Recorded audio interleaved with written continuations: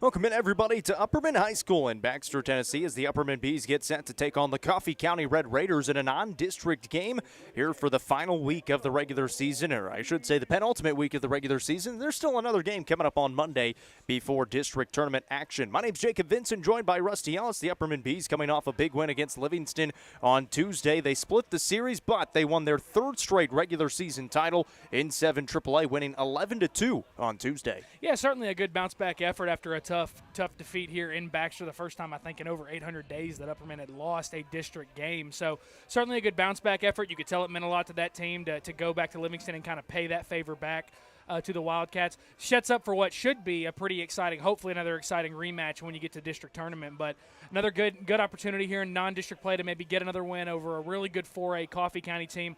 Record sitting around 500, Jacob, but as we were talking about, before we got on air, that record's really, really deceiving when you take a look at that schedule. Yeah, Coffee County 12-13-1 on the season in district play. In 9-4A, they were 4-6, 5th in their district. But when you look at their losses, they've got 13 losses. 9 of those have been within 3 runs, so 3 runs or less on 9 of those losses. They've been in almost every single one of their games. And then, of course, you look at Upperman's record, 15-11, also not very indicative of how good this team is. So this should be a really good ball game. We'll have some really good pitchers on the mound, as we'll get into those coming up in a little bit. For Coffee County, they lost to Columbia earlier this week, Monday and Tuesday, in their final 2 regular season games in district play. Lost in those ones 7-5 and 5-2 on Monday and Tuesday, and so they are in 5th place, the 5th seed going into their district tournament, getting started next week. For Upperman, they'll get started next week as well. The first games will be on Wednesday. We believe Upperman will play on Thursday. When that is solidified tomorrow in the district tournament meeting, we'll obviously put it out there for the public to see and let everyone know what time and who they will be playing. We believe that Upperman will be having a bye alongside the number 2 seed Livingston getting a bye, and then they'll be playing those 4 and 5 and the 3 and 6 seeds pitted against each other and satellite sites to get into the winner's bracket. It'll be a double elimination bracket as it was a year ago, but just a little bit different with 6 teams rather than 7 teams. It will be hosted here at Upperman. So we'll be here in Baxter quite a bit next week for streams. Well, and I think also one thing that the district schedule has shown us so far, Jacob, is that there's 2 things. One, Upperman and Livingston absolutely are the 1 and 2. They're the 2 best teams in this district. Obviously, how much does that mean going into the tournament? Only so much, because they have byes. They won't play in the first round in all likelihood.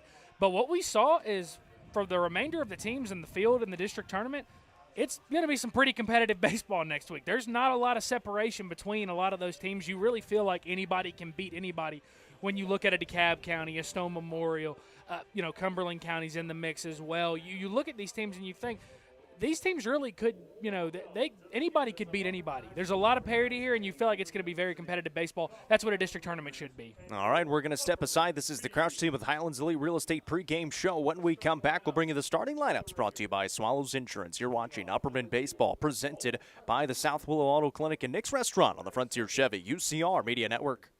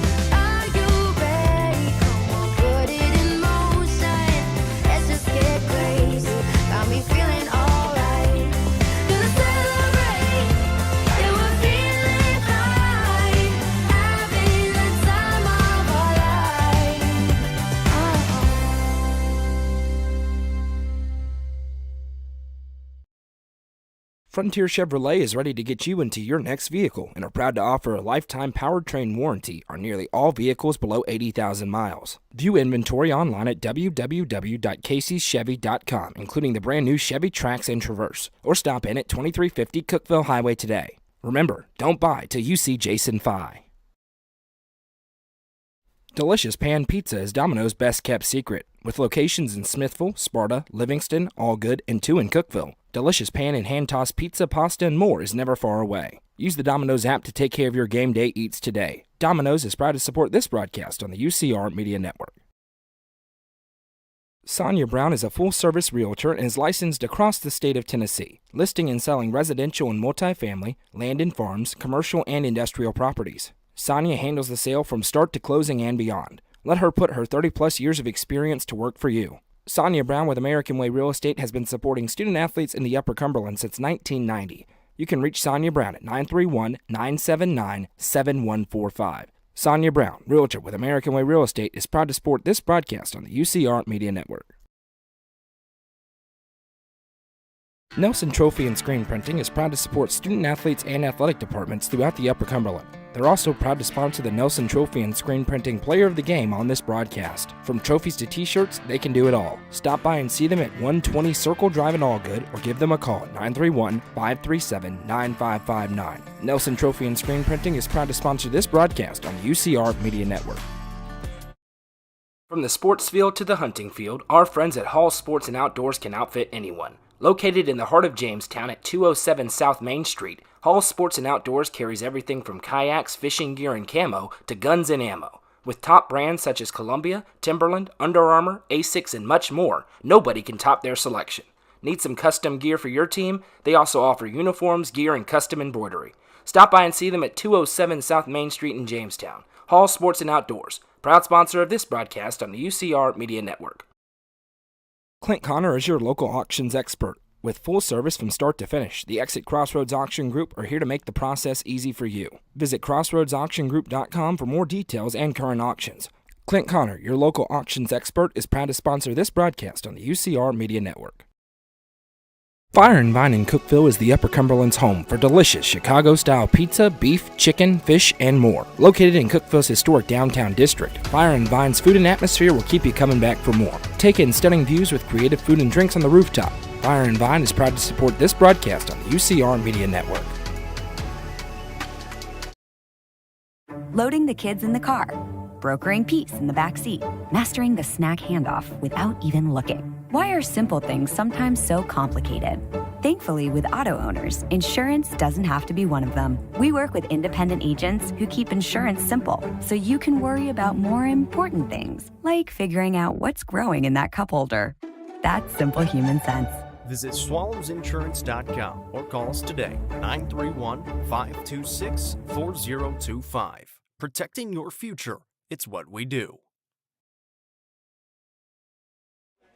Welcome back here to Baxter as we get you ready for Coffee County and Upperman here in Baxter, Tennessee, as we've got a little bit of a face-off between the Bees and the Red Raiders already. You can see the substitutions for both sides are still on the lines. We'll see how long this goes. Sometimes the umpires will come up and try to brush them off. Here comes one of them down that first base line, and it's essentially a game of chicken before the game gets started. And you've got the first base umpire who's trying to brush off the Red Raiders right now.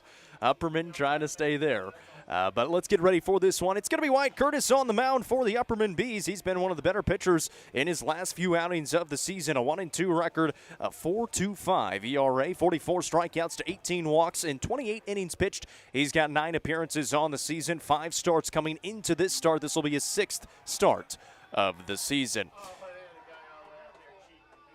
The Red Raiders had a player all the way down on the right field line, so they're excited about that. The lineup for the Red Raiders will be looking like this. Cole Pippinger leads things off. Jane Fellers bats second. Nate Rutledge in the third spot. Blake Hillis cleans it up. Trevor Jesse is batting fifth. Brady Doherty batting sixth. Davis McKenzie in the seventh spot. Trey Turner bats eighth. And batting ninth is Brendan Shepard. Cole Pippinger, the leadoff man, the shortstop, going to Mississippi State to play in the SEC in a couple of years. He's a junior this year. He's got some really good numbers. He'll lead things off here against Wyatt Curtis and the Upperman defense. Committed as an 8th grader from what we heard. So certainly no small feat there. So Wyatt Curtis, again, going to have his hands full. Pitched what I thought was a real gritty effort against CPA his last time out. Again, gritted probably wasn't his sharpest game. I don't think Wyatt would tell you it was his sharpest game. But I think he did a good job of keeping Upperman in that game, throwing strikes and making big pitches in big moments, limiting damage. He'll have to do that again against Coffee County. It's one of those where if Upperman can get him a run or two of support early, you feel like this is the kind of game where he can dominate. In the field for the Bees behind Curtis, behind the plate is going to be Carson Shoup today. Ricky Allison is in the field. He's out in right field today, so a little bit of a switch there. Chris Worsing is at third base. Shortstop is Kane Jenks. Juju Yano at second. Alec Wilson at first in the outfield from left to right. Evan Huddleston in left. Straightaway center is Justin Fallon, and Ricky Allison, as I mentioned, out in right. Just about ready for baseball action. Today's game presented by the South Willow Auto Clinic and Nick's Restaurant right here on the Frontier Chevy UCR Media Network. Glad to have everyone along for this one. Going to be a fun one. Let us know where you're watching from and who you're cheering for in the comments section. Make sure you give us a like, give us a share on Facebook. If you're watching on YouTube, welcome in. Make sure you hit that subscribe button. You can comment along with us in the YouTube comments as well. Wyatt Curtis gets this game underway, and Baxter misses a little bit low on ball one. And I think that's one thing that got him into trouble in CPA. Again, he did a good job of working out of it, but throwing strike one and working ahead early, it's something that's so important, especially for a pitcher like Curtis who relies as much on his command as he does. There's a called strike on the inside corner, evens the count up at 1-1. Pippinger batting .356, 3 home runs, 21 runs driven in. He has scored 36 runs on the season. There's that little pause on the motion there for Curtis. Misses outside, 2 balls and a strike.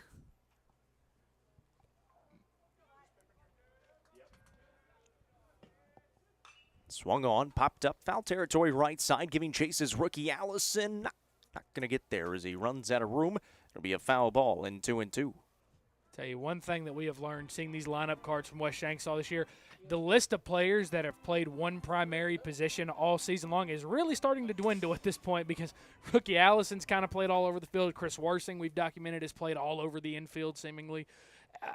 Juju Yano and Caden Shanks are obviously pretty interchangeable where they are, but it's really impressive the versatility defensively of this team. Here comes the 2-2 from Curtis.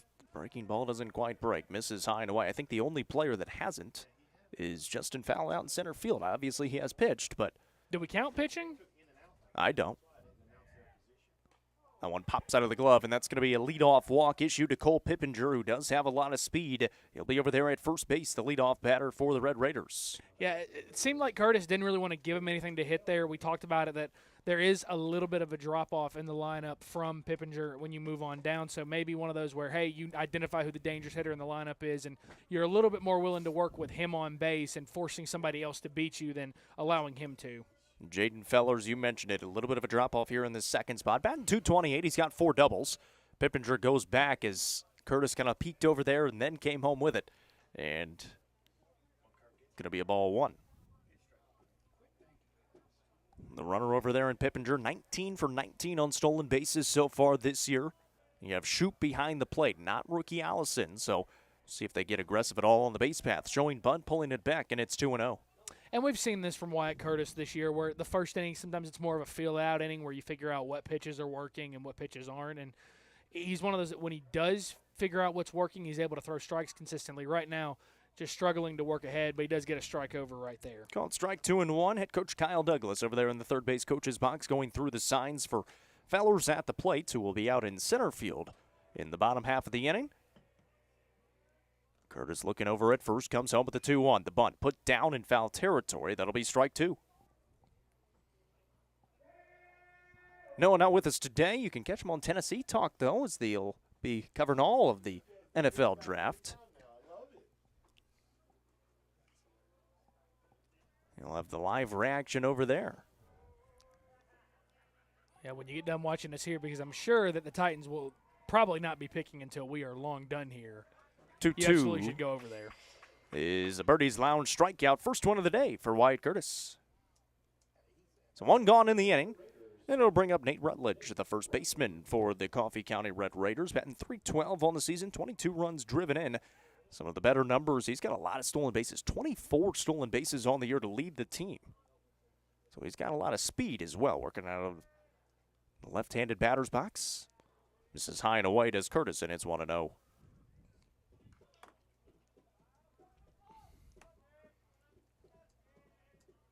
Bees coming off a big win against Livingston on Tuesday, 11-2 in a big district victory. There's a called strike on the outside corner to even the count up at 1 apiece. Split the series with the Wildcats as The Bees lost their first district game in 746 days. There goes the runner, a check swing, good throw down by Shoop. It is not in time. Safe at second base and a stolen base for Cole Pippinger, his 20th of the season. They did call it a strike, so it is 1-2 on Rutledge at the plate, but now a runner in scoring position with one out for the Red Raiders. Wasn't a bad throw down by Shoop at all. I think Pippinger just got in ahead a little bit of the tag there. Yano not able to get the tag on him that quick enough. At left side in foul territory, that'll be a foul ball, almost taking out his head coach in Douglas there in that third base coach's box, able to jump out of the way at the last second. Still a 1-2 count on Rutledge at the plate. Curtis trying to put away his second straight batter after giving up the leadoff walk to Pippinger. Takes a peek back to second base. Nobody holding Pippinger on. Swung on. Dribbler right side. Yano. Now Wilson. Throw to Curtis, but he can't get to first base in time. Going to be safe over there at first, and now runners on the corners.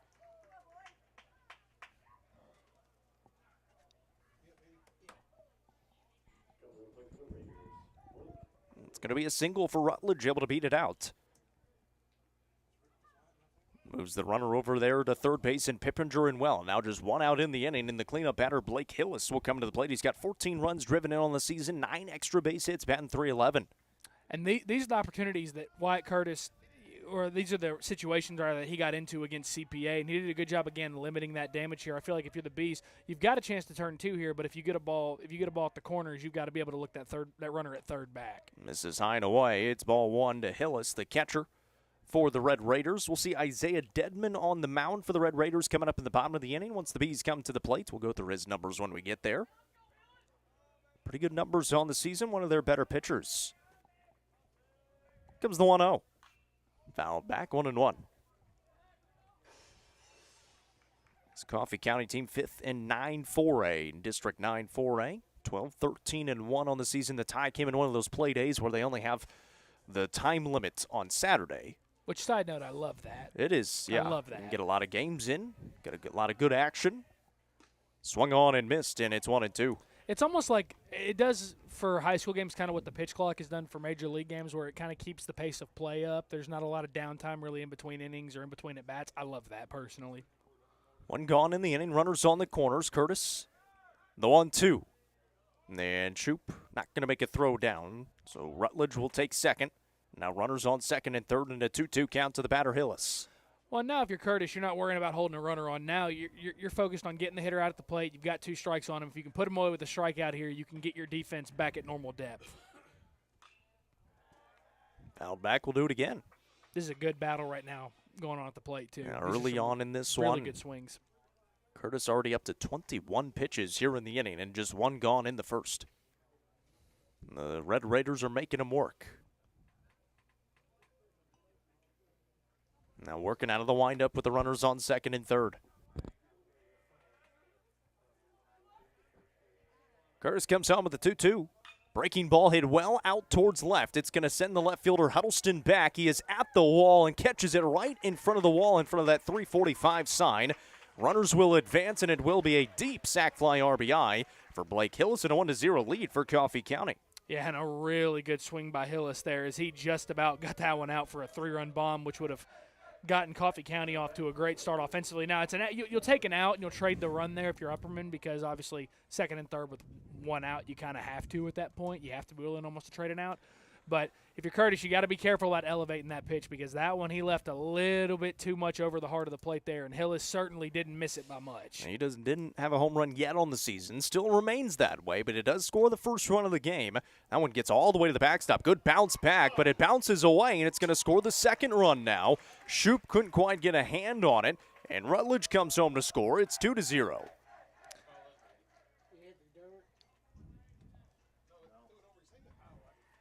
It's going to be a wild pitch by Curtis, as Shoop didn't have a chance at catching it. Yeah, it's one of those where, again, just a ball that got away from Curtis, maybe released it a little bit too early there. But now you've got nobody on base, so you're worried now about getting the hitter out. And as I say that, you put another runner on base. And I think it actually caught him in the hands. That's going to be a foul ball. Wow. Yeah, he was trying to bunt it. So he offered at it, caught him in the hand, and it's going to be a foul ball, and it's 1-1. It's about one of the toughest luck foul balls you'll ever see. Little check swing. Did he go? He did, apparently, according to the home plate umpire, and it's 1-2. So 2 gone in the inning, nobody on, and a 1-2 count to the batter. And Trevor Jesse. Comes the pitch from Curtis. Missed just outside, 2-2. Trying to limit the damage. Just the 2 runs across. Pippinger walked. Rutledge singled. Came around to score each of them. 2-2 coming. That one misses low and away, and it's 3-2. 27 pitches already for Wyatt Curtis here in the first. And for the Bees, you're not really worried about that because you can kind of throw whoever you want this weekend. There's a called strike 3 to get out of the inning. Got him looking. Second Birdie's loud strikeout of the day for Wyatt Curtis. 2 runs across for Coffee County. They lead 2-0. We head to the bottom of 1 with the Bees coming to the plate. You're watching Upperman Baseball, presented by Nick's Restaurant and the South Willow Auto Clinic on the Frontier Chevy UCR Media Network.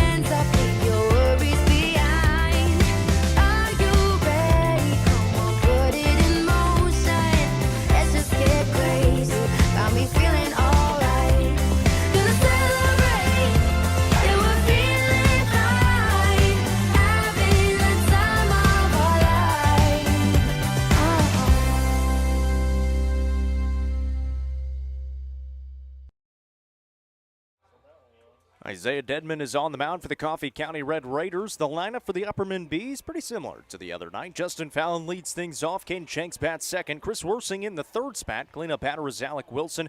Evan Huddleston batting fifth. Carson Shoup batting sixth. Rookie Allison in the seventh spot. Juju Yano batting eighth. And Bryn Green bats ninth, DHing for Wyatt Curtis. Isaiah Dedman on the mound.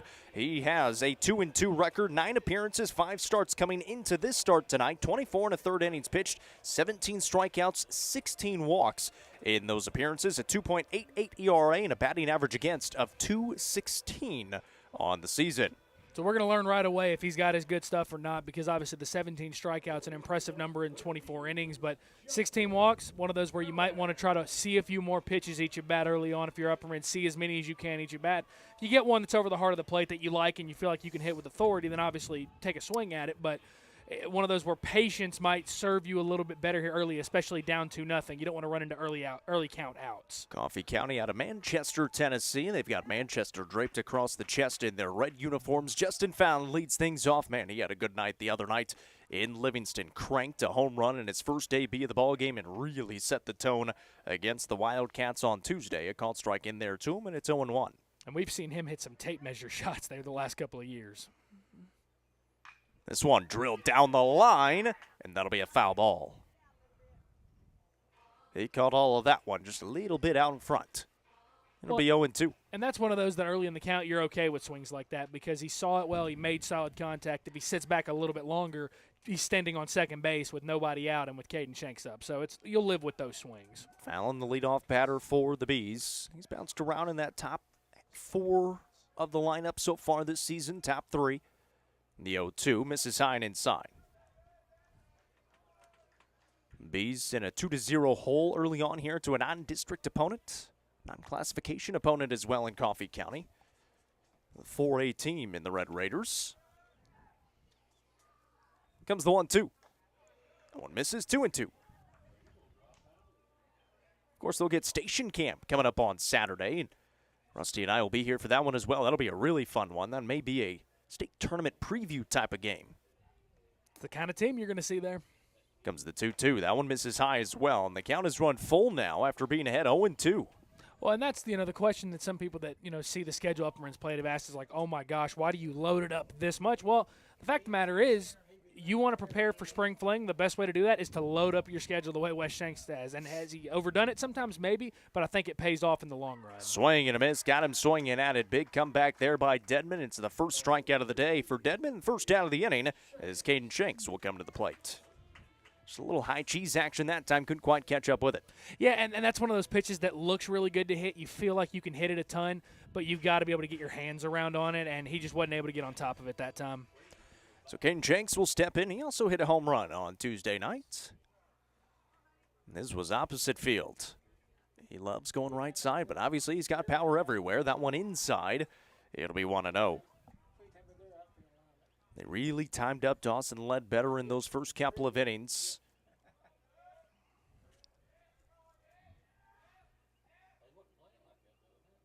The 1-0 misses away. 2 balls and no strikes now to Shanks. Upperman will be the 1 seed for a 3rd straight season next week. Livingston will be the 2. They will both get a bye in the district tournament. It's now 3-0, and you mentioned it, 16 walks in those 24 innings, kind of an eye-popping number, and already 2 3-ball counts to the first 2 batters here against the Bees. Yeah, force him to work. Simply force him to get you out. You don't need to swing at something, especially up there in the count. I don't imagine Shanks is swinging here. Goes right down Broadway with that one to get a strike. It's 3-1. But that's by design because, I mean, up 3-0 in the count, the last thing you want to do is swing and make an out when Dedman hasn't really earned that yet. Again, force him to get you out. Dedman delivers, and that'll be a walk issue to Caden Shanks. Always a base-stealing threat, making his way down to first.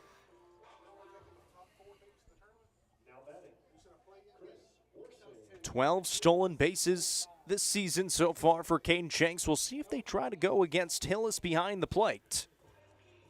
Of course, you've got Pippinger up the middle as well at shortstop. Chris Worsing will step in. He is a single machine this season, batting .392, 31 hits. And he's only got 5 extra base hits, all of them doubles. Dedman working out of the stretch now. Shanks immediately goes, swings at it.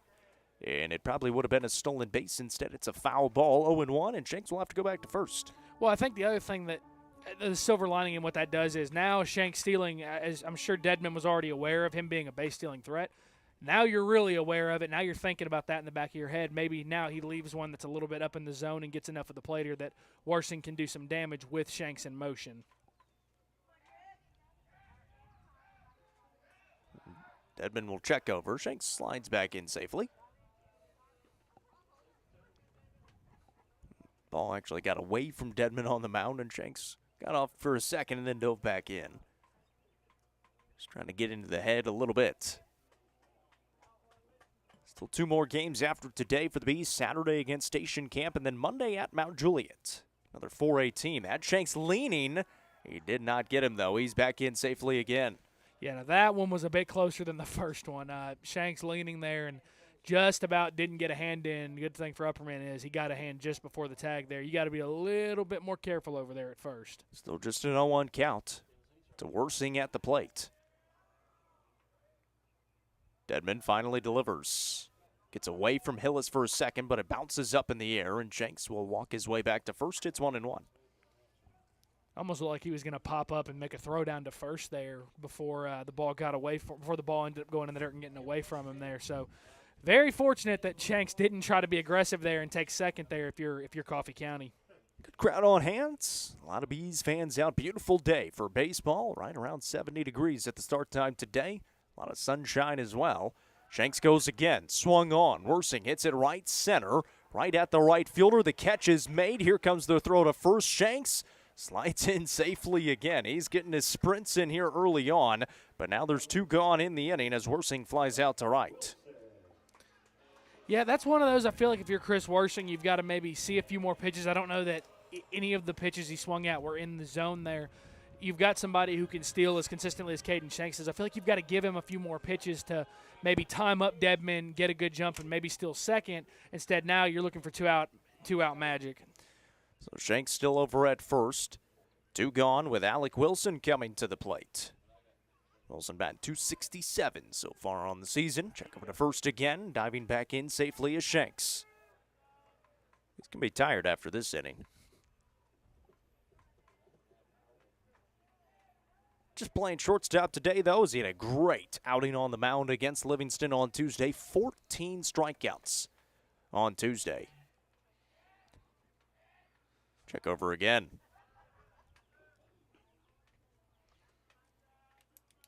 Only been close really the one time. And that was when he was leaning to his right.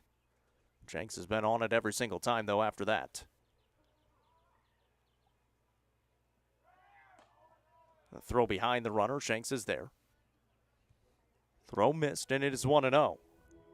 So if anything, he's getting into the mind of Dedman on the mound.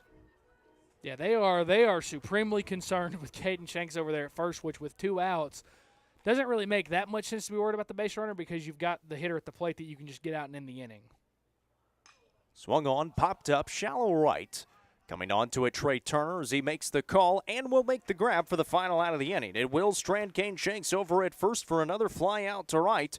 And we're done with 1. 2-0 as we head to 2. You're watching Upperman Baseball, presented by Nick's Restaurant and the South Willow Auto Clinic on the Frontier Chevy UCR Media Network. Frontier Chevrolet is ready to get you into your next vehicle and are proud to offer a lifetime powertrain warranty on nearly all vehicles below 80,000 miles. View inventory online at www.caseychevy.com, including the brand new Chevy Trax and Traverse, or stop in at 2350 Cookeville Highway today. Remember, don't buy till you see Jason Fye.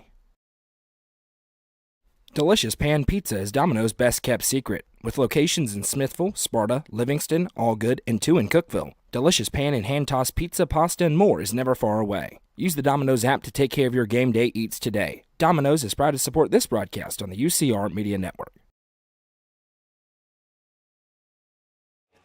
Back here in Baxter, 2-0 lead for the Coffee County Red Raiders as they come back to the plate here in the top half of the second. 6, 7, and 8 due up for them. Brady Doherty, Davis McKenzie, and Trey Turner. Wyatt Curtis on the mound, 28 pitches in that first inning. Could not get it going as he allowed a few base runners in that first inning, a walk, a single, and then a sac fly RBI brought 1 runner home, and then a wild pitch brought the 2nd runner home. And so the Coffee County Red Raiders mentioned not the best record, 12-13-1, but all of their games have been close that they have lost. Yeah, they've been battles. I mean, they're games that, you know, a couple things go a different way. You could be talking about that as a team that's got over 20 wins and has played a really, really good schedule in getting those wins. So Coffee County, a really, really good team, took advantage of a little bit of erraticness from Wyatt Curtis early, didn't have his best command in the first. Now you're looking for a shutdown inning here to, again, if you can get 3 up, 3 down, get the bats back into the dugout, or get the bats back to the plate, I should say, start cutting into the 2-0 lead. So Wyatt Curtis trying to settle in, and Curtis on the season, his numbers a 4.25 ERA. He's 1-2, 9 appearances, 5 starts coming into this game, 28 innings. I mentioned the 44 strikeouts and 18 walks. And those 44 strikeouts, kind of the eye-popping number. He had 2 of them in the first, so he's still on pace for that. And you look at those on the season, and Noah and I were kind of talking about this on Tuesday. He's got 11 strikeouts per game right now going, at least the average number. And that is, I would assume, per 7-inning game.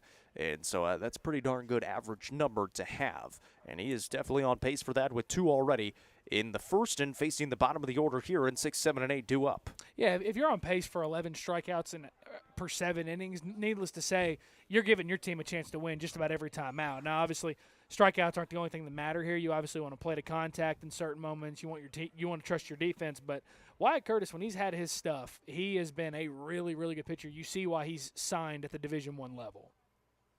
First one misses high and away, and that has kind of been – he struggled with it early on this season, is that control. But when he is dialed in and pounding the strike zone, he is as good as anybody in the area. There's a called strike in the outside corner.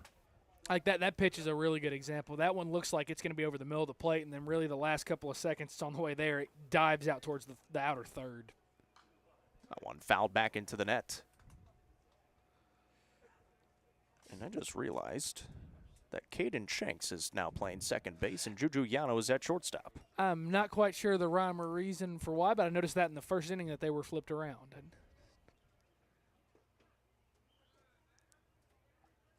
And that is going to be a strikeout. I think that must have got him on the check swing. I think that I don't know that the ump had I don't think he had the count in his mind. I think he had the count wrong there because that was not much of a strikeout call. That was kind of an awkward call. Yeah, the foul ball. It was 1-2. Yeah, it was. Third Birdie's Lounge strikeout of the day for Wyatt Curtis. One gone in the inning. Davis McKenzie at the plate. And that one missed low. McKenzie's only batting 182 on the season this year. There's a called strike in the outside corner, even the count up at 1 apiece. Trey Turner in the on-deck circle. Swung on and missed in 1-2, and Curtis adding in another count. And this is what you wanted to see now. He's rebounded really well from that first inning here. 1-2 pitch. Fouled back, will do it again. Raiders had 2 aboard in the first, able to bring them both around. Pippinger scored on the sac fly by Blake Hillis, and then Rutledge moved up to third.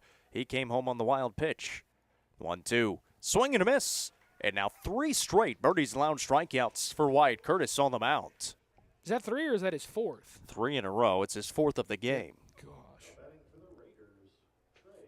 It'll be Trey Turner, the right fielder, coming to the plate. He has had a issue with striking out on the season. Batting .203. He's got 41 strikeouts in his 101 plate appearances.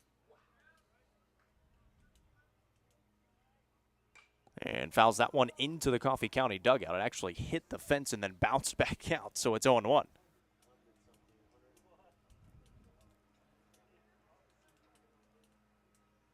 Already 2 strikeouts here in the second for Curtis. Comes the 0-1. Fouled back, and it's 0-2. And trying to strike out the side, making it a little bit quicker than that first inning.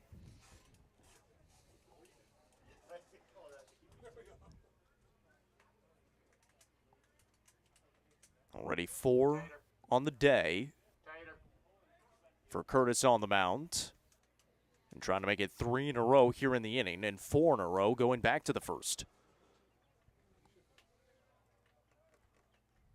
The 0-2 went inside. Kind of that back foot breaking ball and couldn't quite get it over the plate. 1-2. Curtis ready to go. That one bounces in the dirt, evens the count up. And this is where you can get into a little bit of trouble with your pitch count here. Seems like he's worried about getting him to chase instead of just attacking him and putting him in the zone right now. I feel like you've got to take advantage of the aggressiveness and go after him. The 2-2 misses low, and it's 3 balls and 2 strikes now. He's ahead in the count 0-2 with 2 gone in the inning. Turner stepped out. And now he's back in. Comes the 3-2 pitch. And fouled off. We'll do it again.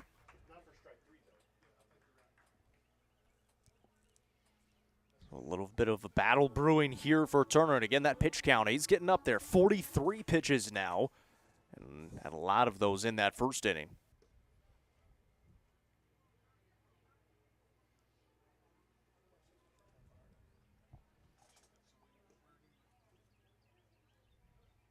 And fouled back again. He is just barely getting the bat on the ball here to fight him off again. A really, really good battle here. At the plate. He's doing a good job again, fighting with 2 strikes, just trying to get on however he can. He doesn't really care if it's a walk or if it's a hit, but those last 2 have been pretty close. They're way too close for you to just take as a hitter. That one will be out of play. 3 straight foul balls on a 3-2 count.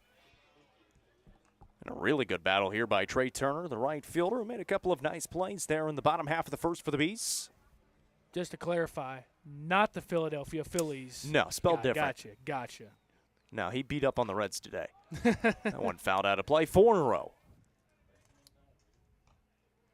I was going to have a few follow-up questions if it was the same guy. That would be impressive. Now that you tell me it's not, okay. Getting here from Cincinnati. Comes the 3-2 pitch. Swing and a miss. Got him to go with the high cheese and strikes out the side. 5 Birdie's Lounge strikeouts through 2 innings of work for Wyatt Curtis. It's a 2-0 lead still for the Red Raiders, though, but the Bees coming back to the plate in the bottom of the second. You're watching Upperman Baseball presented by Nick's Restaurant and the South Willow Auto Clinic on the Frontier Chevy UCR Media Network. Sonia Brown is a full-service realtor and is licensed across the state of Tennessee, listing and selling residential and multifamily, land and farms, commercial and industrial properties. Sonia handles the sale from start to closing and beyond. Let her put her 30-plus years of experience to work for you. Sonia Brown with American Way Real Estate has been supporting student-athletes in the Upper Cumberland since 1990. You can reach Sonia Brown at 931-979-7145. Sonia Brown, realtor with American Way Real Estate, is proud to support this broadcast on the UCR Media Network. Nelson Trophy and Screen Printing is proud to support student-athletes and athletic departments throughout the Upper Cumberland. They're also proud to sponsor the Nelson Trophy and Screen Printing Player of the Game on this broadcast. From trophies to t-shirts, they can do it all. Stop by and see them at 120 Circle Drive in Allgood or give them a call at 931-537-9559. Nelson Trophy and Screen Printing is proud to sponsor this broadcast on the UCR Media Network.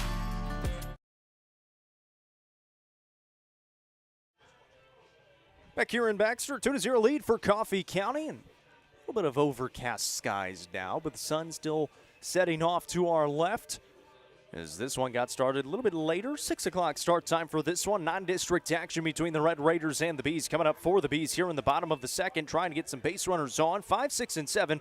Evan Huddleston, Carson Shoop, and rookie Allison. And Huddleston, he's been swinging it well. He swung it really well against Livingston the other night. And he's already all the way up to 328 on the season batting average-wise. Yeah, and we've talked about it a lot the last week and a half or so, last week and a half, 2 weeks, where this has been the part of the lineup that has given the team a spark offensively when they've needed it. So good opportunity again for them to keep that trend going, to start us to spark a rally here in the bottom of the second, get back in this game, get it tied up, maybe take a lead. So Evan Huddleston, a great place to start because he's swinging a really hot bat right now. And the first, Kane Shanks got on, and then he was absolutely in the mind of Dedman on the mound. A lot of throws over, but was able to get a couple of flyouts to right field in the process after striking out Justin Fallon as well. First pitch in there will miss to Huddleston. It's 1-0. And yeah, I think patience is the big thing right now for Upperman. Be a little bit more patient. Don't give Dedman an easy way out by swinging at something early in the count unless it's something you can drive. I would expect to see a multitude of pitchers here for the Red Raiders. You go back and look at their Columbia games earlier this week on Monday and Tuesday, used 3 or 4 pitchers in each of those games. And albeit they were starters got beat up on in the first inning and second innings of those games. This one high in the air, playable in the infield left side. A couple of players over there, Pippinger at shortstop and their third baseman, and will make the catch. And Davis McKenzie for the first out of the inning. So it'll be Carson Shoop coming to the plate with 1 gone. Getting the catching duties tonight, giving rookie Allison a rest from behind the plate out in right field and kind of stretch his legs a little bit. So Carson Shoop, he's been swinging it pretty well. We'll step in now. 254 on the season.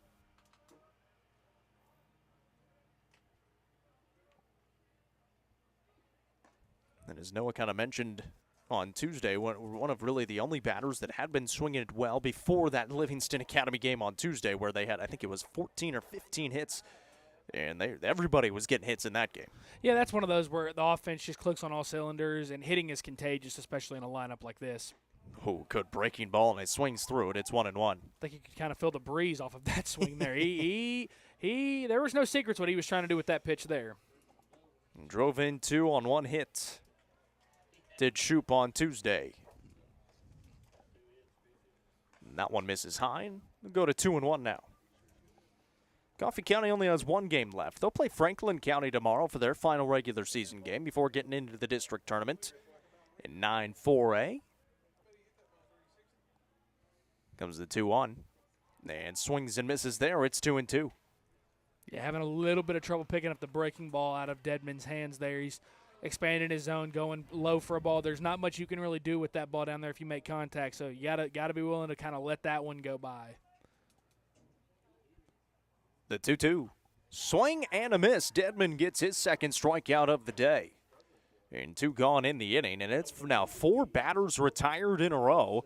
The only batter that's reached base so far is Kane Shanks on the walk. Rookie Allison will come to the plate to try to change that trend. Dedman has been solid on the mound.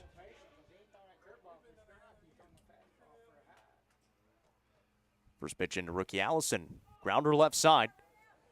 McKenzie adjusts and cannot make the throw. Allison will try to advance up to second base. He will do so safely. Got away from their first baseman and into right field and went. Rookie Allison advanced up to second. And that's one of those that hustling out of the box there if you're rookie Allison, that's what ultimately makes that play, because it's a tricky play there for the third baseman not to make a awkward little short hop there that he's having to pick up and make a quick throw, and it ends up being just off the mark enough for rookie Allison to advance up to second. So rookie Allison will run, as he is not the catcher today. So he'll stay out there. It'll be Juju Yano coming to the plate. He's trying to find his stride at the plate like he was early on in the season. And that one's in there for a called strike. Yano still batting .280 on the season, but he has struggled as of late. Trying to get back up there. He was batting .400 at the start of the season and really the good portion of the start of the season. Comes the 0-1. Misses away. 1-1.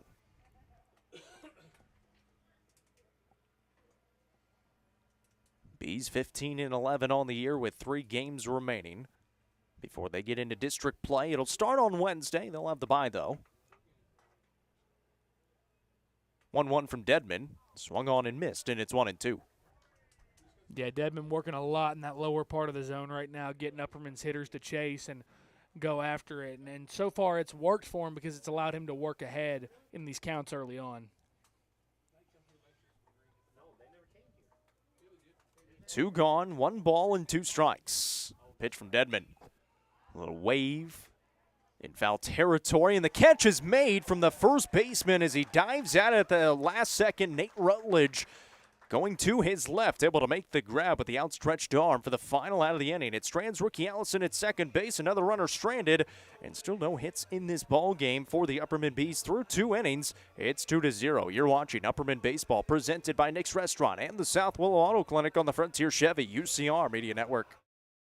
From the sports field to the hunting field, our friends at Hall Sports and Outdoors can outfit anyone. Located in the heart of Jamestown at 207 South Main Street, Hall Sports and Outdoors carries everything from kayaks, fishing gear, and camo to guns and ammo. With top brands such as Columbia, Timberland, Under Armour, Asics, and much more, nobody can top their selection. Need some custom gear for your team? They also offer uniforms, gear, and custom embroidery. Stop by and see them at 207 South Main Street in Jamestown. Hall Sports and Outdoors, proud sponsor of this broadcast on the UCR Media Network. Clint Connor is your local auctions expert. With full service from start to finish, the Exit Crossroads Auction Group are here to make the process easy for you. Visit crossroadsauctiongroup.com for more details and current auctions. Clint Connor, your local auctions expert, is proud to sponsor this broadcast on the UCR Media Network. Welcome back to Baxter, Tennessee. My name's Jacob Vincent, joined by Rusty Ellis for today's broadcast on UCR, whether it's on Facebook or YouTube. We welcome you guys in. Appreciate you guys. Today's broadcast presented by Nick's Restaurant and the South Willow Auto Clinic. And we appreciate them for being the presenting sponsors of Upperman Baseball all season long and making it possible to bring us Upperman Baseball on Facebook or YouTube, wherever you're tuning in from. It is the top of the third, so we will actually get to some On This Day in History. You ready for that? I'm ready. Let's do it. Noah's going to love this one if he is tuned in still. Going to go back to 1977. The Cincinnati Reds beat the Braves 23-9 in Atlanta. The Reds scored 12 runs in the 5th. George Foster in the game drove in 7. He scored 5 times on 2 home runs, a double, and a single on this day in 1977. Counted for 12 total runs in a game. That's kind of nuts. It's not too bad. What does that account to in fantasy? That is a great question. Here's a pop-up bunt. Shoop unable to get there in time, as this is the 9-batter and Brendan Shepard leading things off. It's 9-1 and 2 due up here in the third, and well, Curtis has seemingly found his stride. 4 strikeouts in a row. He has retired 5 batters in a row after allowing 2 batters to reach through the first 3 in the lineup. Yeah, he's done a good job again of settling down after that 2-run first, and it's kind of been a common trend. That first inning has been the tricky one, but once he's figured things out, he's been fine from there. His job is just to keep throwing up zeros and give the offense a chance. That one misses and evens the count up at 1 apiece. Can confirm, Noah McKay, massive fan of that on this day in history. I knew he would be. Swing and a miss, 1 and 2. He loves when I talk about the Reds. He's not here, so I can do it. 1-2. Swing and a miss. It's another Birdie's Lounge strikeout for Wyatt Curtis, and he's now got 6 on the game and 5 in a row. Yeah, he's starting to get his stuff working, and Coffee County having a hard time adjusting it. Now, here's going to be the big test going through the order for the second time. What adjustments do they make going into this? So the first 4 batters, 2 runs came across. In 5, 6, 7, 8, 9, strikeout, strikeout, strikeout, strikeout, and strikeout. First batter in there, first pitch in there to Cole Pippinger, who led things off with a walk on a 3-2 count. That one's in there for ball 1. Pippinger going to Mississippi State, the shortstop for the Red Raiders. That one misses low, and it's 2-0. Drew his 20th walk of the season in his first plate appearance.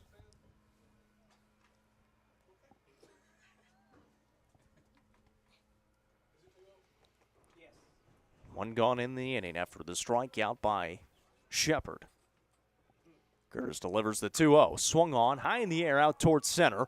Sends Fallon back. He's underneath it and will make the grab. Of course, one of the bigger parks in the area. 375 to center, 345 to left center. That one was hit pretty well, but not well enough. It'll be a fly out to center. Yeah, that is a home run in a lot of other parks here. Justin Pound does a good job, his first step being backwards there, and kind of, again, just taking a good direct path that ball, tracking it down out there in center field. That ball was hit a ton. So now 2 gone in the inning with Jaden Fellers coming to the plate. Swings at it first pitch. It'll be 0-1 out of play. Curtis has now retired 7 batters in a row. Trying to make it 8 here and get out of another quick inning. This one right back up the middle over the head of Curtis. Yano is there. Good throw to first and got him in time. Tough play by Juju Yano is made. It's another 3-up, 3-down inning in the third for Wyatt Curtis on the mound, but the Bees still trail 2-0. Trying to change that coming up in the bottom of the third. You're watching Upperman Baseball presented by Nick's Restaurant and the South Willow Auto Clinic on the Frontier Chevy UCR Media Network. Fire and Vine in Cookeville is the Upper Cumberland's home for delicious Chicago-style pizza, beef, chicken, fish, and more. Located in Cookeville's historic downtown district, Fire and Vine's food and atmosphere will keep you coming back for more. Take in stunning views with creative food and drinks on the rooftop. Fire and Vine is proud to support this broadcast on the UCR Media Network. Loading the kids in the car, brokering peace in the back seat, mastering the snack handoff without even looking. Why are simple things sometimes so complicated? Thankfully, with auto owners, insurance doesn't have to be one of them. We work with independent agents who keep insurance simple, so you can worry about more important things, like figuring out what's growing in that cup holder. That's simple human sense. Visit swallowsinsurance.com or call us today, 931-526-4025. Protecting your future. It's what we do. It is the bottom of the third here in Baxter. Upperman trails 2-0, due up 9-1 and 2, and this was a really good due-up spot in the inning, or for any part of the lineup on Tuesday, with Braden Green leading things off. Because on Tuesday, Braden Green, he had himself a game. Went 2 for 2. He drove in a run. He scored 2 runs. He also drew a walk. And if he could do that today, they might have some success here in this game. Well, that's what Coach Shanks and a lot of coaches view this 9-hole spot as. It's almost a secondary leadoff hitter. Is your job is pretty much the same as that leadoff hitter. You're trying to get on base regardless of what it takes. So taking a walk, getting hit by a pitch, reaching on an error because you hustled and you put pressure on the defense. Braden Green's done a really good job recently of fulfilling that role, and if he can become more of a mainstay in that role, that just makes this lineup a lot deeper. A lot of Deadman's misses have been high. Of course, Braden Green is a smaller guy. His strike zone is going to be a little bit smaller. We'll see how he fares against him here in his third inning of work on the mound. He's only allowed 2 base runners, a walk to Shanks in the first, an error. Reaching on an error was rookie Allison there in that last inning. First pitch in there for a called strike. Justin Fallon, Kane Shanks also due up here in the inning. Swings at that one, drilled, and it is caught at second base. What a catch out there at second by Trevor Jesse. Ranging to his right and just reached the glove out and able to make the grab. That would have been the first hit for the Bees. Yeah, that was just a really good job by Jesse out there. Again, ranging up towards second base to make that play. Looked like that ball was going to be headed straight for center field there, but a really good defensive play on a ball hit really hard by Braden Green. First pitch in there to Justin Fallon. It's 1-0. He struck out his first time up on a 3-2 count.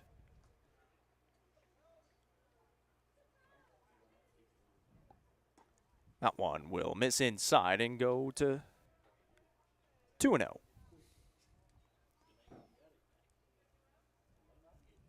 Dedman has been really good through 2 1/3 so far.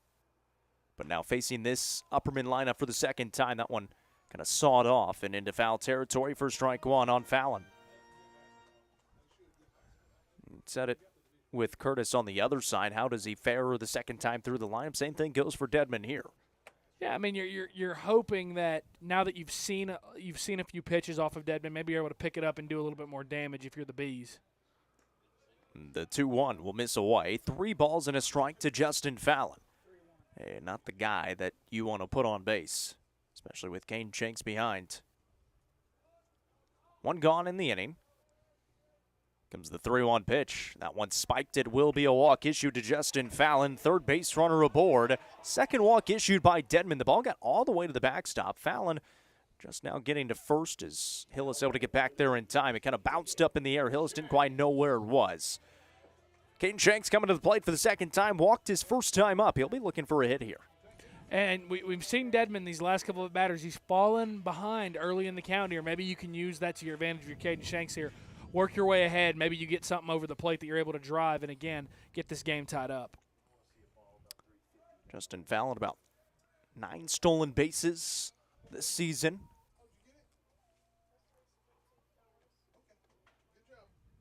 Dedman will check over to him. We saw this with Kane Shanks over there at first whenever he was able to get on. A lot of checks over to first. You're going to see it again with Fallon as well. He tries to get into the mind of the pitchers on the mound.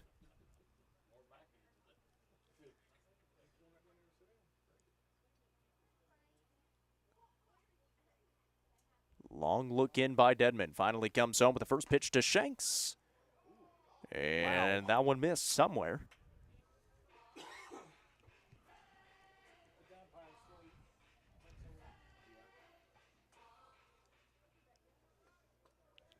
Kane Shanks now 3 home runs on the season. Justin Fallon up there as well. The only 2 batters to have any home runs in the lineup for the Bees this year. They both have 3. They both hit them on Tuesday night. Their third.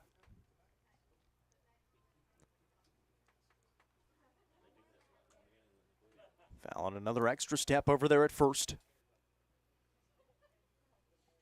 And now time will be asked for by Shanks. Dedman really taking his time on the mound with a runner on. Yeah, I think it's the same thing as when Caden Shanks got on in the first inning. I think he's really distracted by Fallon over at first when you've got a really dangerous hitter in the box that you've got to worry about more. Comes home with the 1-0. And that'll be a called strike. 1-1. So working out of the stretch. Goes pretty slow. Out of the windup, he works pretty quickly, but you said it. When he's got a runner on, really focuses on those runners. 1 gone here in the inning. The Bees trail 2-0. The 1-1 pitch. And it's called a strike again. It's 1-2.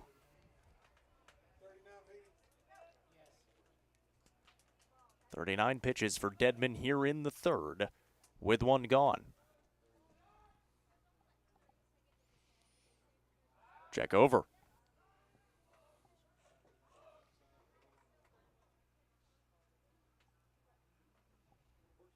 Dedman definitely keeping those runners honest over there at first. He's checked over to Fallon already a few times. Comes the 1-2. One high in the air, but playable in right field.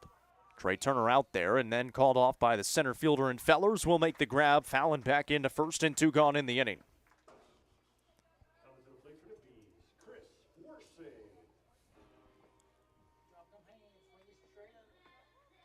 So Chris Worsing will come to the plate now. He was swinging out a few when Kane Shanks was on. Popped out to right field.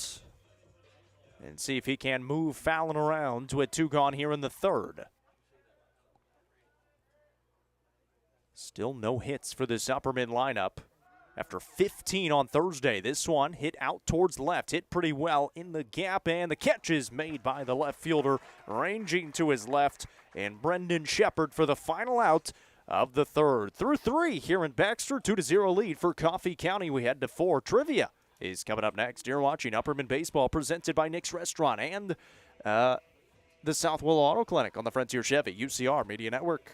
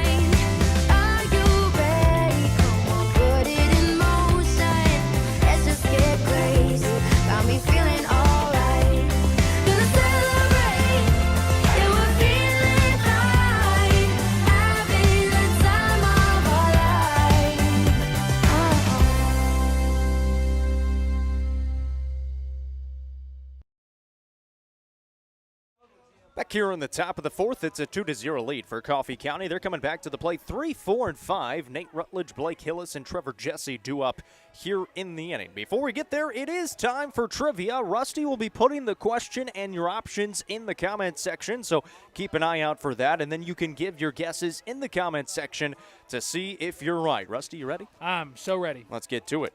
What modern-era MLB team holds the record for fewest wins in a season? Your options, the Boston Braves, the New York Mets, the Philadelphia Athletics, or the Pittsburgh Pirates. Once again, what modern-era MLB team holds the record for fewest wins in a season? The Boston Braves, the New York Mets, the Philadelphia Athletics, or the Pittsburgh Pirates. Give your guesses in the comments. And did Carson Troop just get hurt?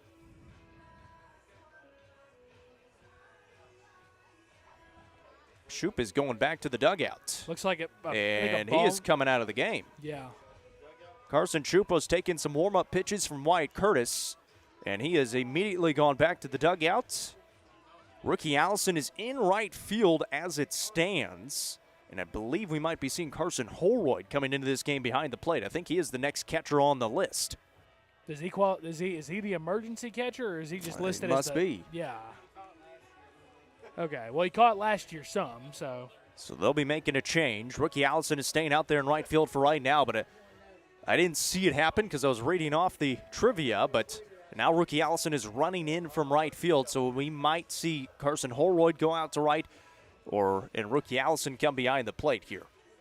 So we are going to have a change, and we'll step aside for the time being. You're watching Upperman Baseball on the Frontier Chevy UCR Media Network. Frontier Chevrolet is ready to get you into your next vehicle and are proud to offer a lifetime powertrain warranty on nearly all vehicles below 80,000 miles. View inventory online at www.caseychevy.com, including the brand new Chevy Trax and Traverse, or stop in at 2350 Cookeville Highway today. Remember, don't buy till you see Jason Fye. Delicious Pan Pizza is Domino's best-kept secret. With locations in Smithville, Sparta, Livingston, Allgood, and 2 in Cookeville, Delicious Pan and hand-tossed pizza, pasta, and more is never far away. Use the Domino's app to take care of your game day eats today. Domino's is proud to support this broadcast on the UCR Media Network. Sonia Brown is a full-service realtor and is licensed across the state of Tennessee, listing and selling residential and multifamily, land and farms, commercial and industrial properties. Sonia handles the sale from start to closing and beyond. Let her put her 30-plus years of experience to work for you. Sonia Brown with American Way Real Estate has been supporting student-athletes in the Upper Cumberland since 1990.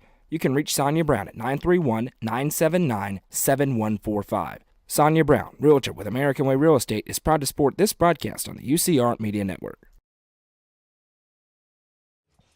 Back here in Baxter, there will be a change behind the plate. Rookie Allison is coming in from right field. Carson Holroyd will go out to right field. And Rookie Allison will be behind the plate. Carson Troop taking some warm-up pitches from Wyatt Curtis. Somehow hurt his hand, his catching hand, so his left hand, and he came out and he immediately took the stuff off. And Rookie Allison now behind the plate is going to take some warm-up pitches just to get back what was supposed to be an off day from behind the plate. Now he's back there again. And, it's never a bad thing to have your starting catcher back out there. Yeah, it's certainly a big defensive shift to go from playing right field to playing now you're back in your normal spot behind the plate. He's played enough innings back there and enough games back there to know, to find his feel pretty quickly. But there's probably going to be a little bit of an adjustment here these first couple of pitches that he sees in warm-ups, adjusting again from being in the outfield, having a little bit more of a, I don't want to say a spectator's view, but more of a view from afar versus now you're in the middle of the action again. Well, for Wyatt Curtis, ever since the first 3 batters in the game, he has been really, really good. 8 retired in a row. He is up to 6 Birdies Lounge strikeouts on the day and now facing 3, 4, and 5 in the lineup. Nate Rutledge, Blake Hillis, and Trevor Jesse. Nate Rutledge has the only hit so far in this ballgame, albeit it was an infield single. Swings at it first pitch, left side of the infield. Yano on the backhand, a good throw. And it got there in time. What a throw by Juju Yano deep in that 6-hole and able to make the throw to first. And that'll absolutely play for Upperman there. A 1 pitch out to start the inning there. Wyatt Curtis has been rolling these last couple of innings. Exactly how you want to get the inning off to a start there. Really good play by Juju Yano in the hole over there. Once again, Rusty did put the trivia question in the comments along with your options. Michael already going with the A's for the modern era MLB team that holds the record for the fewest wins in a season. So I have to ask for clarification because somebody will get mad in the comments otherwise. Is this in a 162-game season? No. Or, okay, just period. Gotcha. Going back to 1900 is what they consider modern era. Okay.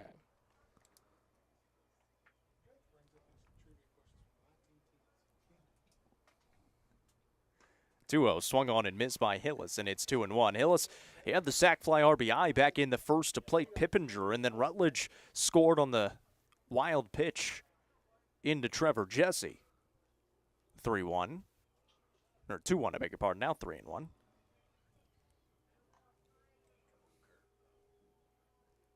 There's Trevor Jesse standing in the on-deck circle. Juju Yano has made the last couple of outs in the field and a couple of really nice plays. This one left side of the infield, picked up at third base by Worsing. Good throw on to first. And 2 up, 2 down here in the 4th. And a really good job working to contact there, putting it in the zone and getting a swing by Curtis again there. Just so good job of trusting his defense. Worsing makes the play over at third. And now 2 quick outs, a chance to again get the bats back up to the plate, get Dedman back out there on the mound, maybe start to tire him out a little bit. Curtis has retired 10 batters in a row here in the Coffee County lineup, but 2 runs across has been the difference so far. The Bees have been unable to get on the base path. And first pitch swinging there by Jesse, fouls it back. Just the 3 base runners so far for the Bees. 1 in the first, Shanks on a walk. 1 in the second, rookie Allison reaching on an error. And then Justin Fallon in the third, also on a walk. No hits yet for the Bees. That one a good breaking ball and a foul tip back. It's 0-2. Bringing the trivia answer coming up in the bottom of the 4th once again. Right before this inning got started, Carson Shoup injured his left hand, his catching hand, and had to come out. So rookie Allison is in there. Carson Holroyd out in right. That one off the end of the bat to stay alive in the at-bat. 2 gone in the inning and an 0-2 count to Trevor Jesse.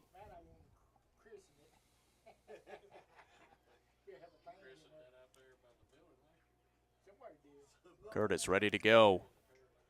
Pauses in the 0-2. Check swing back up the middle. Curtis is there. Flips it on to first. And another 3 up, 3 down inning in the 4th. He's had 3 in a row ever since the first inning and has now retired 11 batters in a row. But still a 2-0 lead for Coffee County. Coming up to hit are the Bees in the bottom of the 4th. You're watching Upperman Baseball, presented by Nick's Restaurant and the South Willow Auto Clinic on the Frontier Chevy UCR Media Network. Nelson Trophy and Screen Printing is proud to support student athletes and athletic departments throughout the Upper Cumberland. They're also proud to sponsor the Nelson Trophy and Screen Printing Player of the Game on this broadcast. From trophies to t-shirts, they can do it all. Stop by and see them at 120 Circle Drive in Allgood or give them a call at 931-537-9559. Nelson Trophy and Screen Printing is proud to sponsor this broadcast on the UCR Media Network.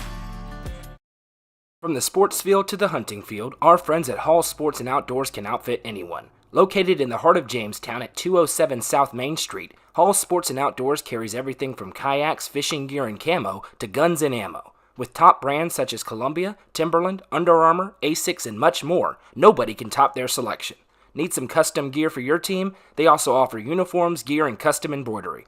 Stop by and see them at 207 South Main Street in Jamestown. Hall Sports and Outdoors, proud sponsor of this broadcast on the UCR Media Network. Back here in the bottom of the fourth with the Bees coming to the plate. 4, 5, and 6. Alec Wilson, Evan Huddleston, and Carson Shoup, and they're trying to look for hits. They've had 3 base runners, 1 in each of the first 3 innings, but have not had a hit yet in this game. Rookie Allison reached on an error, and then 2 walks have been the only base runners so far. As Dedman hadn't really been overpowering, but he's pitching to contact as well as he needs to, and he's got a couple of strikeouts as well. Yeah, he's pitched smart. He's worked around the zone. He's worked around a couple base runners here and there, but he's not really made that mistake that Upperman's been able to take full advantage of. We saw Justin Fallon have a couple really good swings off of him early, but outside of that, really hasn't been a ton of hard contact by the Bees outside of that and the Braden Green line out last inning. So you're looking for some better swings here, beginning with Alec Wilson here. We'll get to the trivia answer coming up after this pitch. That one misses low, and it's 1-0. Our question, what modern-era MLB team holds the record for fewest wins in a season? Your options, the Boston Braves, the New York Mets, the Philadelphia Athletics, or the Pittsburgh Pirates. As the 1-0 is in there, and it's 2-0. Rusty, who are you going with? Well, I just want to say to whoever owns this record, you're not going to own it for very long because the Chicago White Sox are absolutely coming for that record this year. I'm going to go with the New York Mets.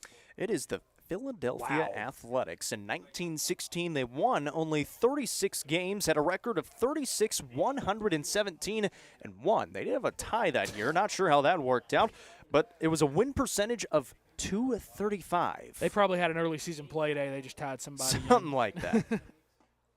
And there's a called strike in there to Alec Wilson to make it 3-1. Yeah, and they were going off the lowest win percentage and the fewest wins as well. That win percentage is actually the lowest since 1900. What does that come out to? .235. Gosh, that's bad. Leadoff walk here to Alec Wilson, and the leadoff man aboard for the first time for the Bees in an inning here in the fourth. And again, good AB there. Dedman was a little all over the zone. You're not over-swinging. You're not being over-anxious.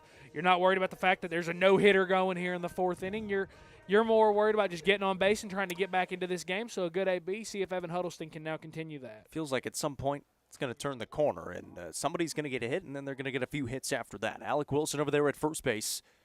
First pitch into Evan Huddleston. Misses high, and it's 1-0.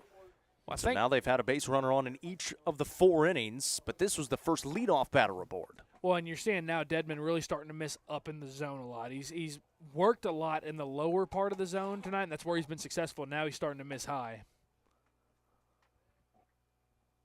And again, slow worker on the mound with a runner on. That's a called strike on a very late call, and it's 1-1. I believe that ball was called in the dirt. Yeah, I'm not quite sure how in the world that was a strike.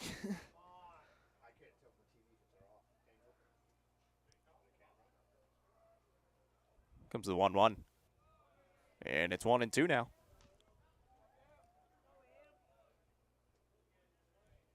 We'll have some baseball action coming up tomorrow. DeKalb County and Macon County. Non-district play. That's right, non-district play for those 2 teams tomorrow.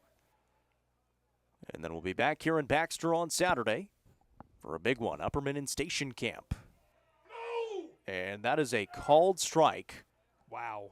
As it seemed to be low, but it is going to be the 3rd strikeout of the day for Dedman.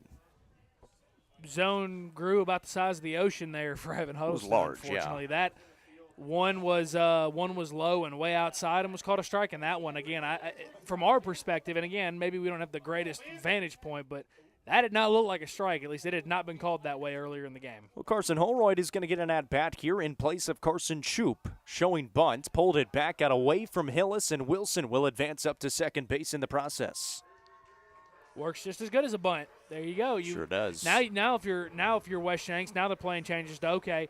Now if you're going to bunt, you're trying to do whatever you can just to get Alec Wilson over to third to give Ricky Allison a chance to drive him in. Holroyd's got 3 runs driven in on the season. If he can do the same thing here.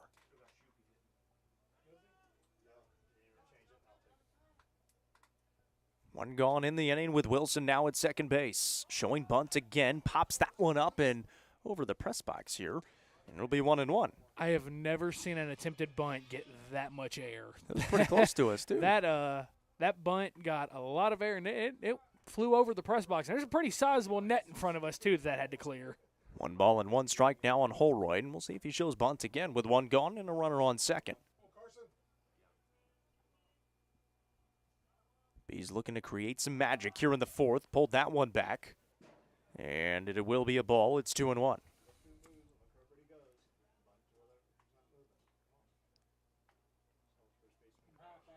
Only 1 gone here in the 4th, but the Bees trail 2-0.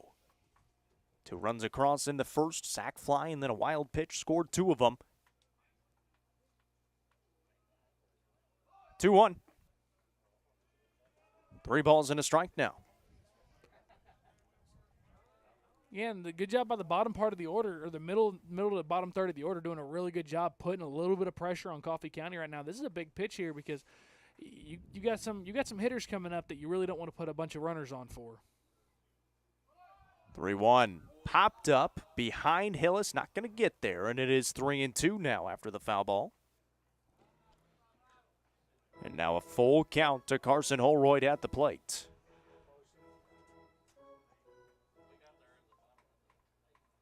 Going to choke up and have a shortened approach.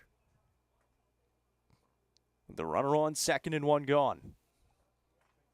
Dedman readies. Here comes the payoff. Swing and a miss. Back into the mitt. Back-to-back strikeouts, and now 2 gone in the inning. So rookie Allison will be coming to the plate for the second time. Reached on an error his first time up. He's got a runner on second base. He'd love to put one in the outfield. The Bees still hitless in this game so far. Here in the 4th with 2 outs.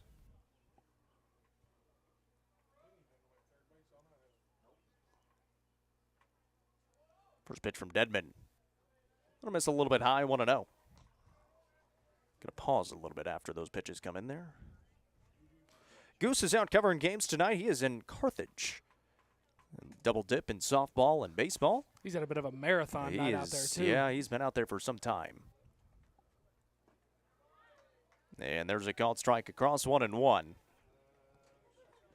But he will be having some great coverage coming up. Had some great coverage on Tuesday nights. You guys both on Monday. Comes the 1-1 into rookie Allison. Dribbler will go foul, and it's 1-2. And Dedman a chance to get out of here and strand a leadoff walk. Bees looking for their first hit of the game with 2 gone here in the 4th. Rookie Allison seeing if he can't find it.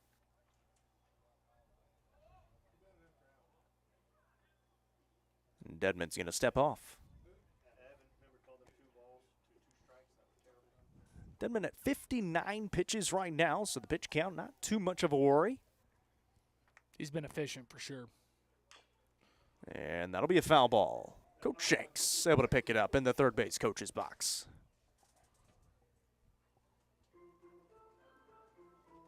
Mentioned Coffee County. They'll get Franklin County tomorrow. Upperman against Station Camp on Saturday, and then on the road at Mount Juliet on Monday for 6:30 start time. We'll be there for both of them. Breaking ball, that'll miss away. 2 balls and 2 strikes to rookie Allison. 2 outs, runner on second is Alec Wilson for the Bees. Led this inning off with a walk. It's going to be inside, and the count runs full again. Back-to-back batters, the count is run full. He has struck out 2 batters in a row. He struck out Carson Holroyd on a 3-2 pitch. Dedman trying to find his 5th of the day if he can get it. Little peek back to second. Here comes the payoff. And it'll be a foul tip. Just stays alive. We'll do it again. Good battle here between rookie Allison and Isaiah Dedman on the mound.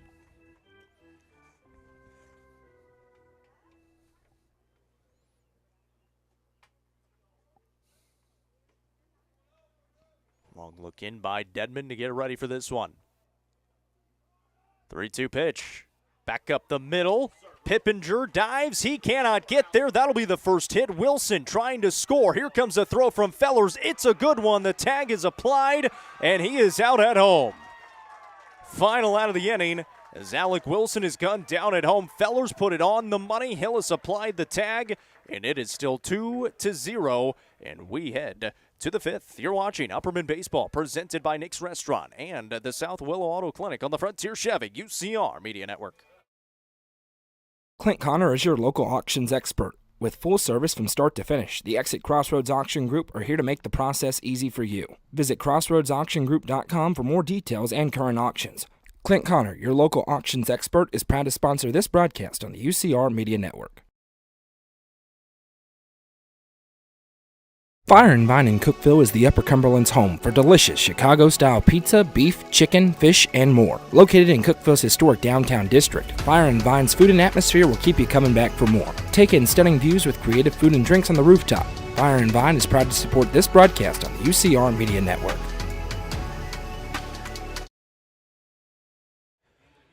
Back here in Baxter again, started in the top half of the fifth. Wyatt Curtis still out there. He has been absolutely tremendous ever since that first inning. He has retired everybody in the second, in the third, and in the fourth. He has retired 11 batters in a row in the lineup. He has certainly found his groove. He's got 6 birdies allowed strikeouts on the day as well. And he'll face 6, 7, and 8. Brady Doherty, Davis McKenzie, and Trey Turner due up here for Coffee County. Yeah, and we said it last inning. The simple key here for Wyatt Curtis is you're just trying to keep throwing up zeros here. You're trying to keep giving your offense a chance to get back into this game. You had an opportunity there with Ricky Allison single up the middle. Alec Wilson on just a great throw from center field is thrown out at home plate.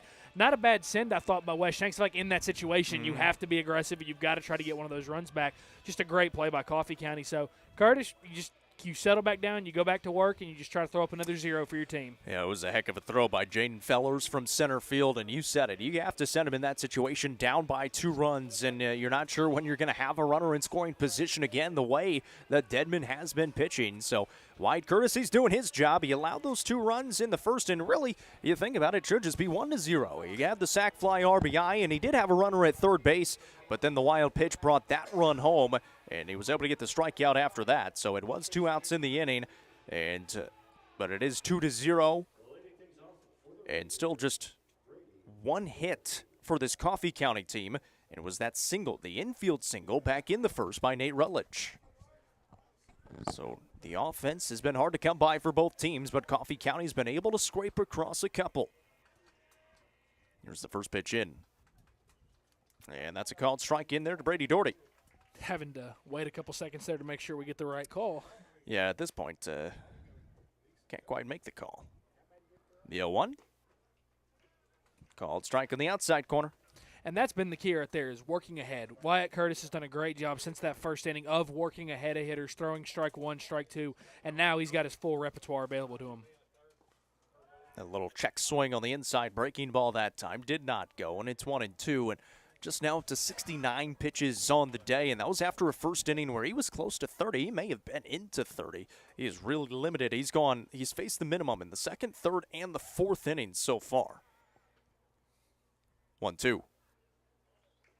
Called strike on the inside corner. It's another Birdie's Lounge strikeout, 7th one of the day for Wyatt Curtis. Got him looking that time. Yeah, really good pitch in the inner third of the plate there. Just froze the hitter, and there was nothing he could do but stare at that one and walk back to the dugout. So 1 gone here in the 5th. Now the 12th batter in a row retired by Curtis. And Davis McKenzie will come to the plate. He was a strikeout victim his first time up. That one in there for ball 1. 1 gone in the inning. Here in the top half of the 5th. That ball had all kinds of movement on it, but it missed low.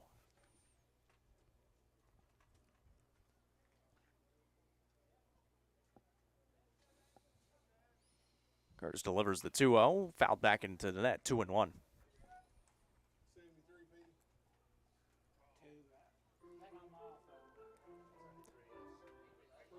NFL draft tonight, Rusty, he's got it locked in over there.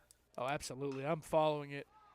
Popped up right side, giving chase Holroyd, and into foul territory, close to foul territory. He's actually in fair territory, able to make the grab for the second out. Yeah, Carson Holroyd had to run a long way to track that one down, too. So good play out and right. 2 down. And, again, Wyatt Curtis doing a good job of limiting the damage and making sure that Coffee County isn't able to really add on to this lead. He's done a good job out there on the mound. Haven't been on the base paths in 13 batters now, as Nate Rutledge was the last batter to reach. He had the only hit of the ball game. Still has it for Coffee County. Upperman finally got theirs, but then was thrown out at home. This one high in the air out to left. Evan Huddleston has it read, and he will make the catch for the final out. Another 3 up, 3 down inning in the 5th for Wyatt Curtis. He has been tremendous on the mound. And we head to the bottom of 5 here in Baxter. You're watching Upperman Baseball, presented by Nick's Restaurant and the South Willow Auto Clinic on the Frontier Chevy UCR Media Network.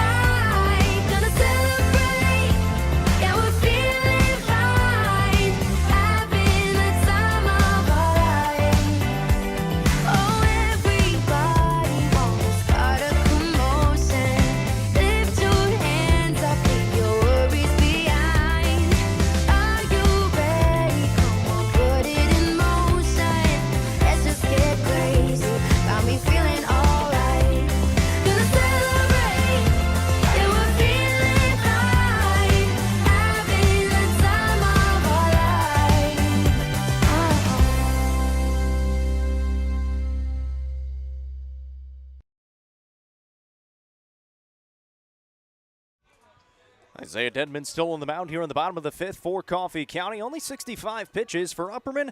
It is 8-9-1 due up here in the 5th. Juju Yano, Braden Green, and Justin Fallon at the top of the lineup. And the Bees finally got that first hit across. It was rookie Allison singling in that last inning.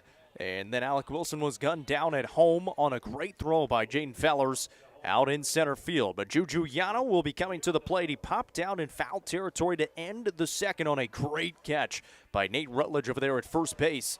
And we'll see what he can do this time in his second plate appearance. 2-0 lead for Coffee County as we get going here in the bottom of the 5th. That one will miss high.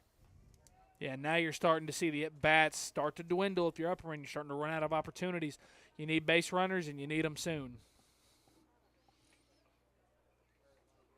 Dedman, he's been doing what he does best. Pitching to contact, getting outs. He's going to put base runners on. He has done that today, but he's been able to work around them.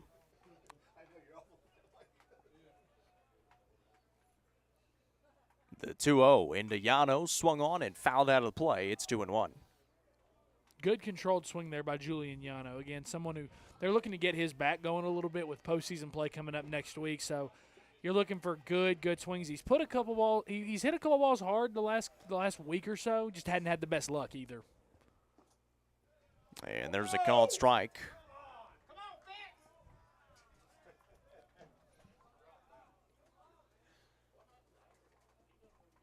2-2 count. Dedman comes home to Yano. Breaking ball. Called strike 3 for another strikeout, his 5th one of the day. Yeah, and that's just a tough pitch to take there if you're Julian Yano. It's one that looks a little bit outside, but it darts back to that outer third. Catches just enough of the plate for him to get the strike 3 call. So it'll be Braden Green coming to the plate, lined out to second base his first time up, and it was one heck of a catch on the line out by the second baseman, Trevor Jesse. Thought it was going to be their first hit of the game. Instead, it was just a line out. And now one gone here in the 5th with Green at the plate. Dedman just now at 70 pitches. And that one missed high. Caleb Williams going number 1 in the NFL draft. That's breaking news courtesy of Matt Wilson. Yes. There's a called strike.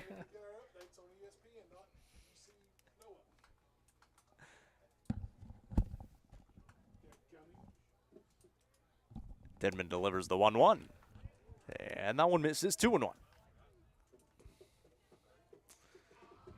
Strike zone has been a little bit all over the place tonight. That is an understatement. 2-1 pitch, swung on and popped out of play. It'll even the count up at 2-2. I'm to the point that I wouldn't be shocked if the strike zone was 5 feet above the batter's head at some point because it has been that all over the place. Again, it's a hard job. All you ask for is consistency. Absolutely. It's a hard job. You just ask for consistency both ways, and I think both teams have gripes right now. 2-2 misses away and evens the count up, makes it full at 3-2 with one gone. Bryn Green seeing if he can't find his way aboard and flip it to Justin Fallon at the top of the lineup. The payoff. Swings at it, fouls it off. Good battle. Bees 15-11, but the number 1 seed in 7 AAA going into the district tournament. Coffee County 12-13-1. And they went 4-6 and 9-4A, the 5th seed. Out of 6 teams. 3-2. Almost inside. It's going to draw a walk, and Bryn Green will make his way down to first. And a base runner aboard for Justin Fallon coming to the plate. Really, really good AB by Braden Green there. Fought off some tough pitches that were way too close to take and earns his way aboard with the walk, does his job in that 9 spot. And now you get the heart of your order up to maybe, again, do some damage, get back in this game. It's the 4th walk issued by Dedman on the mound. And now the top of the lineup here at the plate, and Justin Fallon.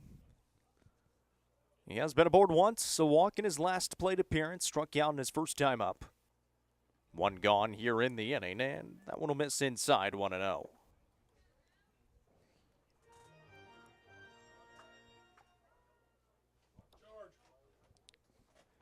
Bryn Green over at first base.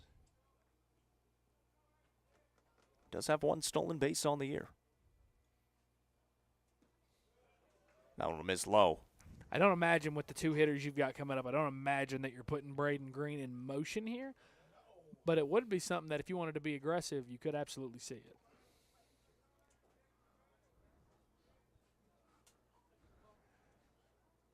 Dedman really slows his pace. Now will check over to first. On the man who's only stolen 1 bag this year. He's concerned about Braden Green's wheels over there. Yeah. That's consistent, though. I mean, Dedman has been very locked in on whenever there's been a runner on first. He's thrown over several times each time, regardless of who it's been. 2-0. Left side of the infield. Pippinger charges, flip to second. Throw to first is not in time, as Justin Fallon will reach on the fielder's choice, as Braden Green out at second base, and now 2 outs in the inning, with Kane Shanks coming to the plate. That was a really fast turn by Coffee County there, just about a step behind on getting Fallon at first. Would have been a massive momentum builder for Coffee, but weren't able to turn it, as it looks like we're going to get a mound meeting and maybe a pitching change. Just now at 80 pitches is Dedman. He's been really good in this game. No runs allowed, and he is going to be taken out. It is going to be a Hall Sports and Outdoors call to the bullpen. Let you know who it is after this, as Dedman sprints his way off the field. 2-0 lead for Coffee County. You're watching Upperman Baseball on the Frontier Chevy UCR Media Network. From the sports field to the hunting field, our friends at Hall Sports and Outdoors can outfit anyone. Located in the heart of Jamestown at 207 South Main Street, Hall Sports and Outdoors carries everything from kayaks, fishing gear, and camo to guns and ammo. With top brands such as Columbia, Timberland, Under Armour, Asics, and much more, nobody can top their selection. Need some custom gear for your team? They also offer uniforms, gear, and custom embroidery. Stop by and see them at 207 South Main Street in Jamestown. Hall Sports and Outdoors, proud sponsor of this broadcast on the UCR Media Network. Clint Connor is your local auctions expert. With full service from start to finish, the Exit Crossroads Auction Group are here to make the process easy for you. Visit crossroadsauctiongroup.com for more details and current auctions. Clint Connor, your local auctions expert, is proud to sponsor this broadcast on the UCR Media Network. Fire and Vine in Cookeville is the Upper Cumberland's home for delicious Chicago-style pizza, beef, chicken, fish, and more. Located in Cookeville's historic downtown district, Fire and Vine's food and atmosphere will keep you coming back for more. Take in stunning views with creative food and drinks on the rooftop. Fire and Vine is proud to support this broadcast on the UCR Media Network.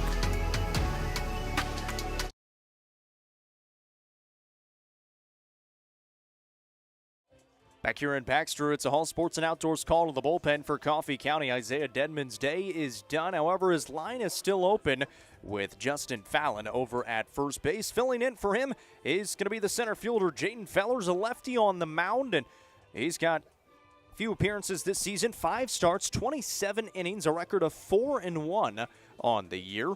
He has 25 strikeouts to 15 walks and an ERA of 5.70, batting average against of 319.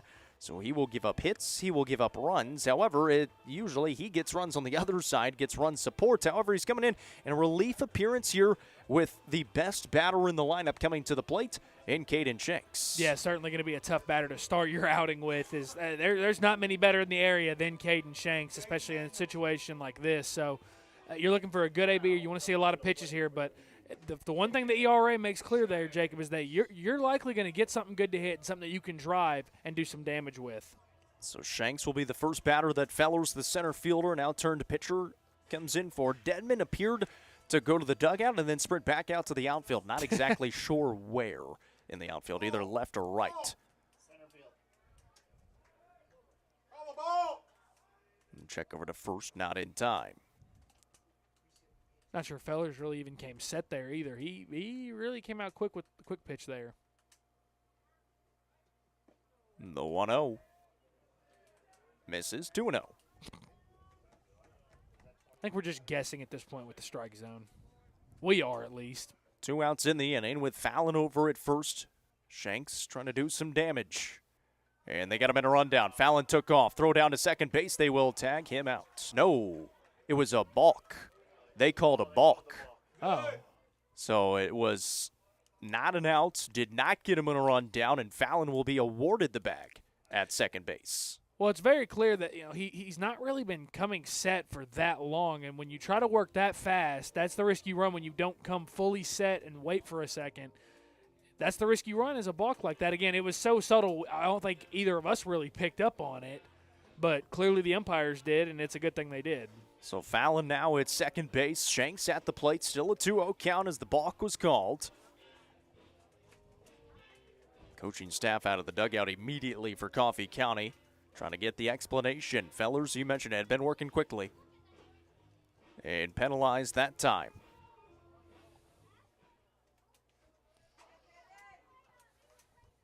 So now Shanks with a hitter's count and a runner in scoring position. He could very easily tie this game up with one swing of the bat. And you already know if it gets down in the gap, he's thinking 3. Doesn't even have to be the gap at this point. I'm convinced that Caden Shanks at this point could bunt it back to the pitcher and somehow with no errors end up on third. Shanks didn't get granted time, but the pitcher stepped off anyways. They are holding Fallon on. Here's the 2-0. The breaking ball is a called strike, and it's 2-1. Shanks reached in the first on a walk, flew out to center in the third.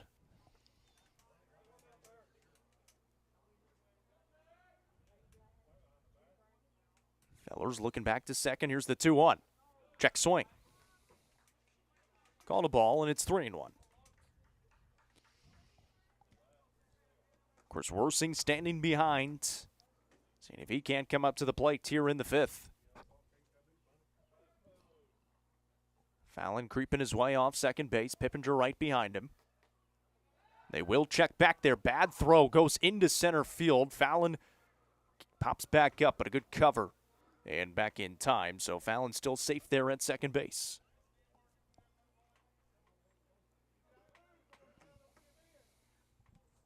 Pippinger kind of snuck behind. Fallon able to dive back in.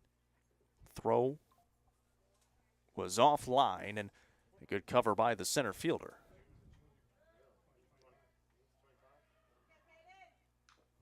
Foul tip, and it's 3-2. Big swing by Caden Shanks there again, looking to do some damage. Just wasn't able to get enough of that ball to keep it foul. But now full count pitch with 2 outs and a runner in scoring position, Jacob. This might be one of the bigger pitches of the night. Full count, 2 outs, runner on second here in the bottom of the 5th. The payoff bounces in the dirt. It will be a walk. It bounces up that third base line, and Caden Shanks will make his way down to first It's runners on first and second for Chris Worsing now with 2 outs. First walk issued by Fellers, as that was his first batter he faced. Again, the line's still open on Dedman as Fallon stands at second base. Chris Worsing will be at the plate with 2 outs here in the bottom of the 5th in a 2-0 game.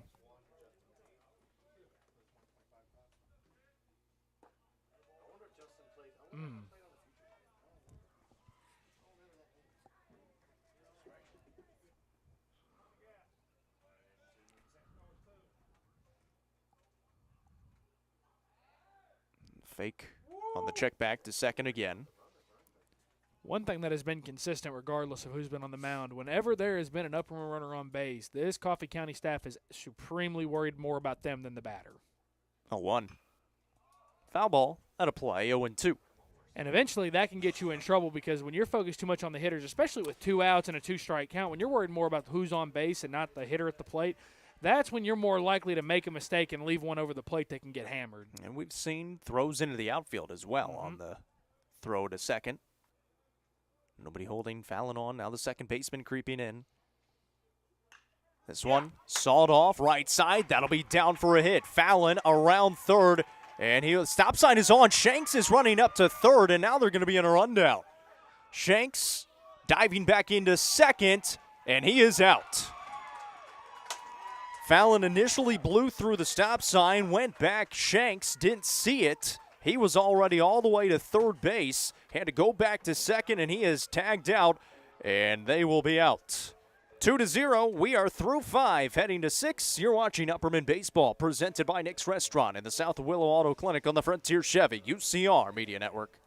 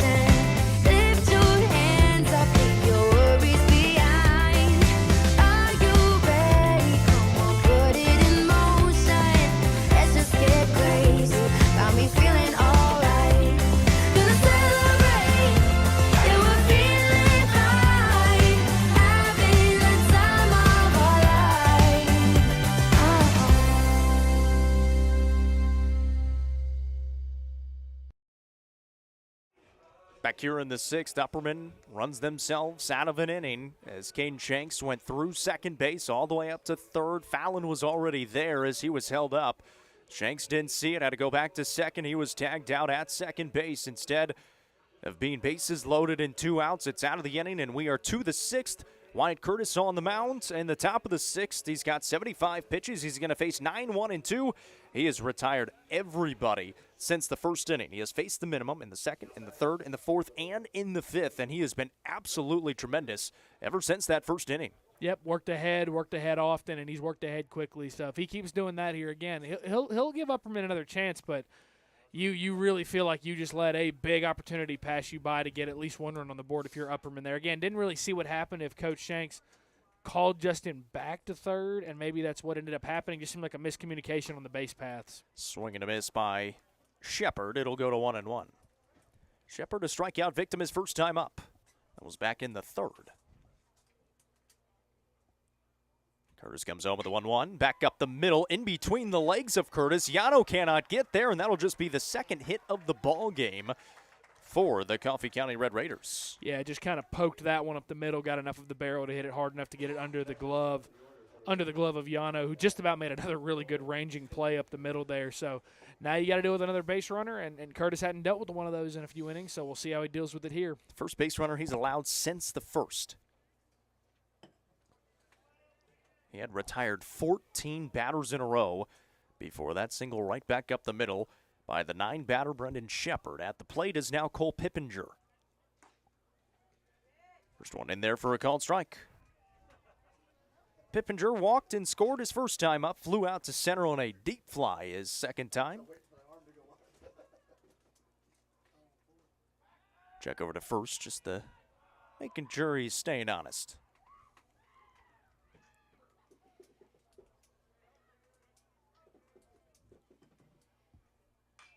That one fouled back.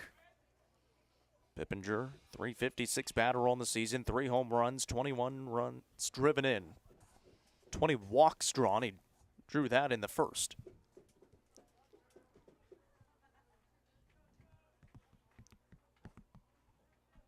Carter's the lefty working out of the stretch.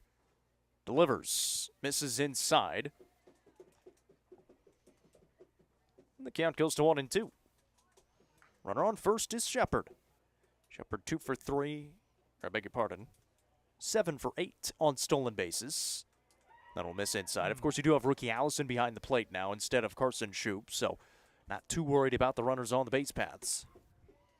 You've got velocity on the mound. Comes the 2-2. That one's back up the middle. Back-to-back hits by the Red Raiders. They're going to hold the runner at second base. They were trying to send him as Coach Douglas was swinging him around, and Shepard, he didn't have his eyes up. He was looking out into center field, and he stayed at second base. So now it's runners on first and second for Jaden Fellers. Yeah, that's one of those where coaches talk about keeping your eyes on the third base coach and you know, picking him up early. You can't be worried about where the ball is. If you know it's going to be down, you've got to pick up your third base coach and listen to him. Yeah, they could very easily have first and third with nobody out here if they had done that. So it'll be Jaden Fellers. He's 0 for 2 with a strikeout and a ground out so far. And now a little bit of trouble here for Wyatt Curtis, who was great in the middle innings. That one, Ricky Allison gets away from him for a second. Both runners advance into scoring position at second and third, and nobody out.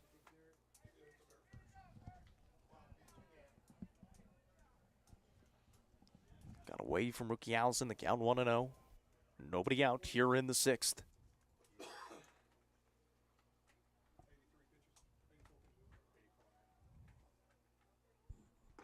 Swing and a miss. Evens the count up at 1 apiece.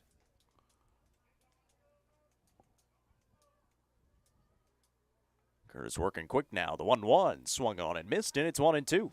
Yeah, working with good tempo here. Not really concerned with the runners on the base paths because there's not much you can do about them right now, and it's worked to allow him to get ahead. Just straight fastballs right now, trying to blow it past. It's 2-2 as he missed inside that time. Nobody out. And the runners on second and third. And we've got time. This is Curtis. He's trying to speed it up. Infield in. Everybody on the grass. Here comes the 2-2. Misses away. 3 balls, 2 strikes. Nobody out here in the sixth. 88 pitches right now for Wyatt Curtis. And foul back. Alec Wilson, Chris Worsing could be coming in relief, maybe here in this inning or the next, if they need it. Popped up. Another really good battle here with 2 strikes going on at the plate.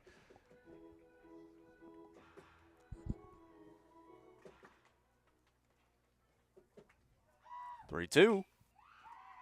Foul territory. That'll drift out of play. And a really good battle, like you said. Fellers, who is now on the mound, is at the plate. He's 0 for 2 so far.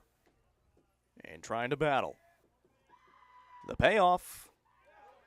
Called strike 3 on the inside corner. It's another Birdie's Lounge strikeout for Wyatt Curtis and a big first out here in the sixth. Big time pitch on the inner third of the plate. There's still only 1 out, so you still got to play the infield in. But you feel like you've gotten a little bit of that momentum back now after getting the first out. It kind of allows you to breathe a little bit easier. So 1 gone in the inning, and that one fouled back into the net. A big swing by Nate Rutledge, unable to catch up to the fastball. He is 1 for 2, a single and a run scored. Back in the first, he grounded out to Yano at short. His second time up. Infield still in with the 1 out, and the base runners on second and third. Pippinger at second base. You've got Shepard over at third. As that one's fouled off. And it's 0-2 on Nate Rutledge at the plate. Rutledge has 22 runs driven in on the season. He is absolutely a threat here in this position with one out. 94 pitches now for Curtis. That one almost got away from rookie Allison. Yeah, really good job by rookie Allison to corral that one, because if that gets past, you're talking about another run coming across, and a 3-run lead in a game like this feels a lot more insurmountable than it actually is. 1-2. Swung at and missed on the high and inside cheese. Back-to-back Birdie's Lounge strikeouts by Wyatt Curtis. He's up to 9. Now 2 outs in the inning. He's kind of started to bear down here after 2 singles to lead off the inning. Yeah, gets a little bit of help there as an expanded zone kind of forced that hitter, swings at something that's very clearly going to be ball 2, and that high fastball just was a little too enticing for him. Blake Hillis had the sac fly RBI in the first. There's a check swing. It will be a strike, as he did go around and offer at it. Good block by rookie Allison as well, and it's 0-1. But he had the sac fly RBI back in the first to bring home that first run. He'd have to put it down in the grass. There's a called strike in the outside corner to do the job again.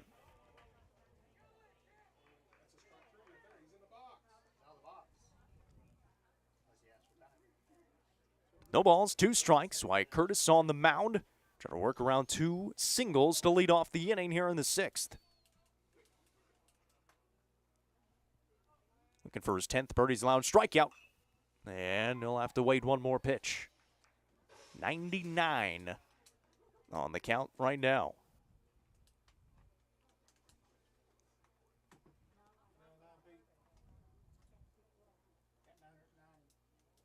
Hillis has 14 runs driven in. And foul tipped. Still 0-2. Yeah, and you've seen kind of all the foul balls that Coffee County's been able to work tonight off of Curtis has kind of inflated his pitch count a little bit. Just that's his 100th pitch of the evening, so doesn't have a ton more that he's got to work with for this outing, but you're hopeful if you're Upperman you can get him through the remainder of this game. If he's able to get this out, I'm going to guess this is his final inning. Hillis asked for time. Now he steps back in. He's got an 0-2 count with 2 outs and runners on second and third. Curtis delivers. Back up the middle. That's going to score 1. They're going to send Pippinger around as well. He's got a ton of speed. The throw from Fallon, not in time. And it's a 2-run single by Blake Hillis with 2 outs. Yeah, Blake Hillis just worked a really, really good at-bat there off of Curtis. Fouled off pitch after pitch after pitch, fell behind early in the count, and just kind of stuck with it, puts a smooth, easy swing on it, lines that one back up the middle. And again, a 4-0 lead in a game like this feels like a lot more than it actually is. 2 more across here in the 6th after Wyatt Curtis was absolutely perfect through the 2nd, 3rd, 4th, and 5th innings. Allowed 2 in the first, 2 more here in the 6th. And now a conversation on the mound as Blake Hillis will get a courtesy runner on for him.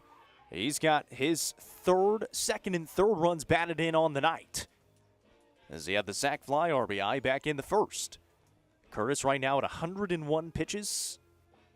I guess you could probably see Alec Wilson or Chris Worsing maybe in relief. Maybe a save Juju Yano for Saturday matchup. Looks like Chris Worsing getting in a little bit of a long toss here in the middle of the meeting. So maybe a little bit of a hint of where they might be leaning for who they might go to if Wyatt Curtis has to come out of this game. He is kind of going through that pitching motion a little bit. Long conversation on the mound, and as you said, giving him a little bit of time to warm up there. At third base was Chris Worsing. And stepping to the plate will be Trevor Jesse, the second baseman. He has struck out and grounded out so far. He's got a runner on first base and 2 outs now. And after that, we are going to have a change because Shanks will exit out of the dugout. This will be the second visit, and we will see Chris Worsing head to the mound. It's a Hall Sports and Outdoors call to the bullpen. Back after this on the Frontier Chevy UCR Media Network. From the sports field to the hunting field, our friends at Hall Sports and Outdoors can outfit anyone. Located in the heart of Jamestown at 207 South Main Street, Hall Sports and Outdoors carries everything from kayaks, fishing gear, and camo to guns and ammo. With top brands such as Columbia, Timberland, Under Armour, Asics, and much more, nobody can top their selection. Need some custom gear for your team? They also offer uniforms, gear, and custom embroidery. Stop by and see them at 207 South Main Street in Jamestown. Hall Sports and Outdoors, proud sponsor of this broadcast on the UCR Media Network. Frontier Chevrolet is ready to get you into your next vehicle and are proud to offer a lifetime powertrain warranty on nearly all vehicles below 80,000 miles. View inventory online at www.caseyschevy.com, including the brand new Chevy Trax and Traverse, or stop in at 2350 Cookeville Highway today. Remember, don't buy till you see Jason Fye. Sonia Brown is a full-service realtor and is licensed across the state of Tennessee, listing and selling residential and multifamily, land and farms, commercial and industrial properties. Sonia handles the sale from start to closing and beyond. Let her put her 30-plus years of experience to work for you. Sonia Brown with American Way Real Estate has been supporting student-athletes in the Upper Cumberland since 1990. You can reach Sonia Brown at 931-979-7145. Sonia Brown, realtor with American Way Real Estate, is proud to support this broadcast on the UCR Media Network. The Hall Sports and Outdoors call to the bullpen for the Upperman Bees is Chris Worsing, the freshman. From third base to the mound he comes. So far this season, he's got a 6.30 ERA, a 2-1 record, 6 appearances. He's got 1 start on the season. This will be his 7th appearance. 13 1/3 innings pitched. He's got 9 strikeouts to 8 walks and a .360 batting average against. He'll get to face Trevor Jesse, the second baseman for the Red Raiders, who is 0 for 2 so far with a runner on first base and 2 outs here in the 6th. Wyatt Curtis was perfect through the 2nd, 3rd, 4th, and 5th innings. It was the 2 runs in the 1st and then 2 more here in the 6th, and his line is still open with that runner over at first base. Yeah, I thought Wyatt Curtis did a really, really good job, again, gutting through this outing tonight. Just did a really good job since the first inning of limiting the damage and keeping it all in front of him. And unfortunately there, Coffee County just started to catch up to him a little bit more. And if you'll remember, Chris Worsing in his last outing was against Watertown, struggled in the start. And so we'll see if he's able to bounce back here in a relief appearance. And he's just looking for 1 out here in the 6th and then trying to bring his team back up to the plate in the bottom of the 6th. Well, they're going to need some runs to go in the 6th if they want to maybe have a chance to go in the 7th, or just try to win it in the top of the 7th if they can get 5 across. Long warm-up here as he would set it. Kind of paused in that long check-in to Curtis there at the start of the inning and gave him some time to warm up on the side, and then Shanks came out and gave him some more warm-up pitches. So now he's ready to go. Runner on first base is a courtesy runner for Blake Hillis, who just had the 2 RBI single and plated 2 more runs for Coffee County here in the top of the 6th.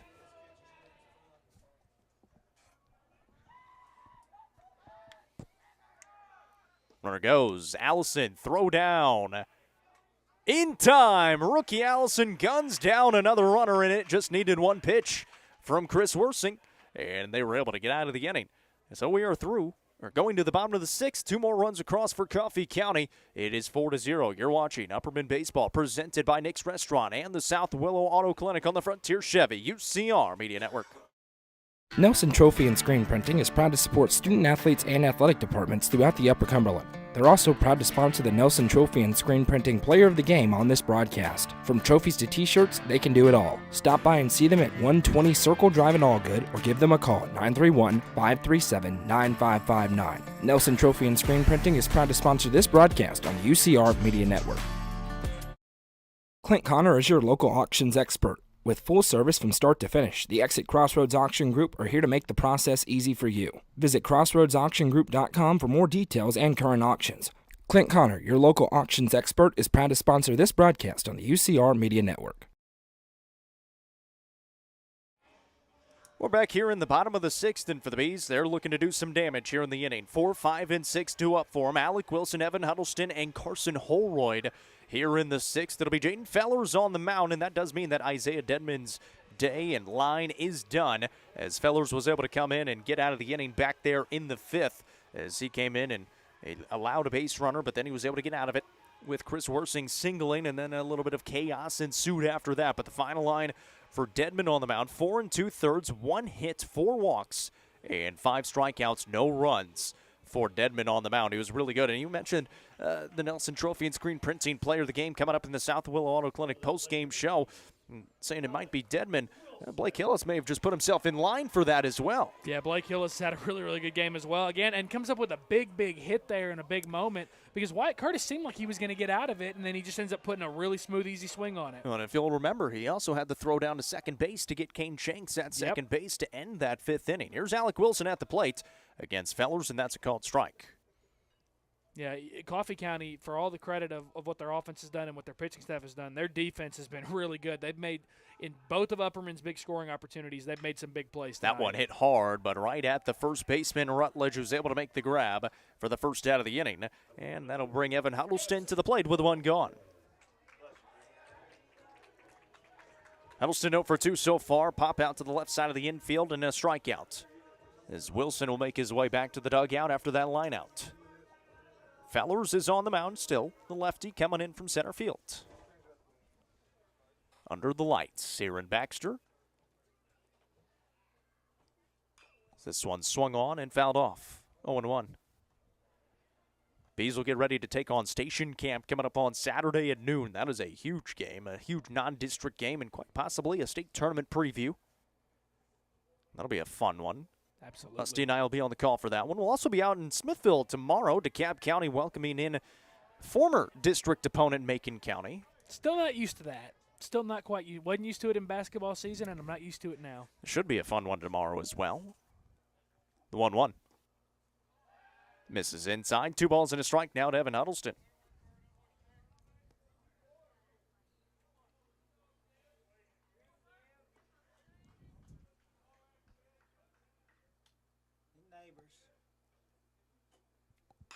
That one left side of the infield. Pippinger charges, hops up into his glove. The laser of a throw is not handled at first base. Huddleston will advance up to second. And now a runner in scoring position for the Bees with one out here in the 6th.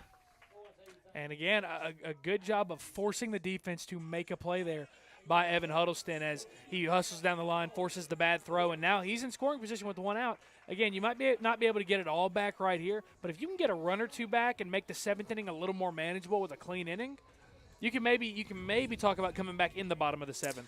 Coffee County lost to this Bees team last time 11-1 last year in Manchester. They committed 5 errors in the game. The Bees had 8 unearned runs in that win last year. That is their second error of the game today. And a runner on second base, Collier Bush, is at the plate actually, as he is hitting for Carson Holroyd, who came in for Carson Shoup. So now a time is called, and they will head out to the pitcher's mound to talk things over. As the count is 0-1 to Collier Bush. I would try to move down a couple of notches and get an extra picks and then pick that barrier. So Huddleston stands on second base after reaching on the error. The 0-1 popped out of play. Collier Bush had some really good swings the last couple of weeks as well. When he's gotten into the lineup, he's been in and out, just due to the availability of Justin Fallon in center field. But when he's had his chances, he's had some really good swings here. This would be a big spot for him to come through here. Just one gone in the inning with a runner in scoring position for the Bees. The 0-2. And a foul ball. Hits him in the box. Try it again. I'm sure that one looked like he fouled it off of his ankle there. It did not look like it felt good. Never does. Never does. And it seemingly always misses whatever padding or equipment you're wearing. Of course. Every time. The 0-2 pitch misses away. Hill is a good grab on the pick. And could have had a chance for Huddleston moving up to third, but he's able to stay in front of it, and the count just goes to 1-2.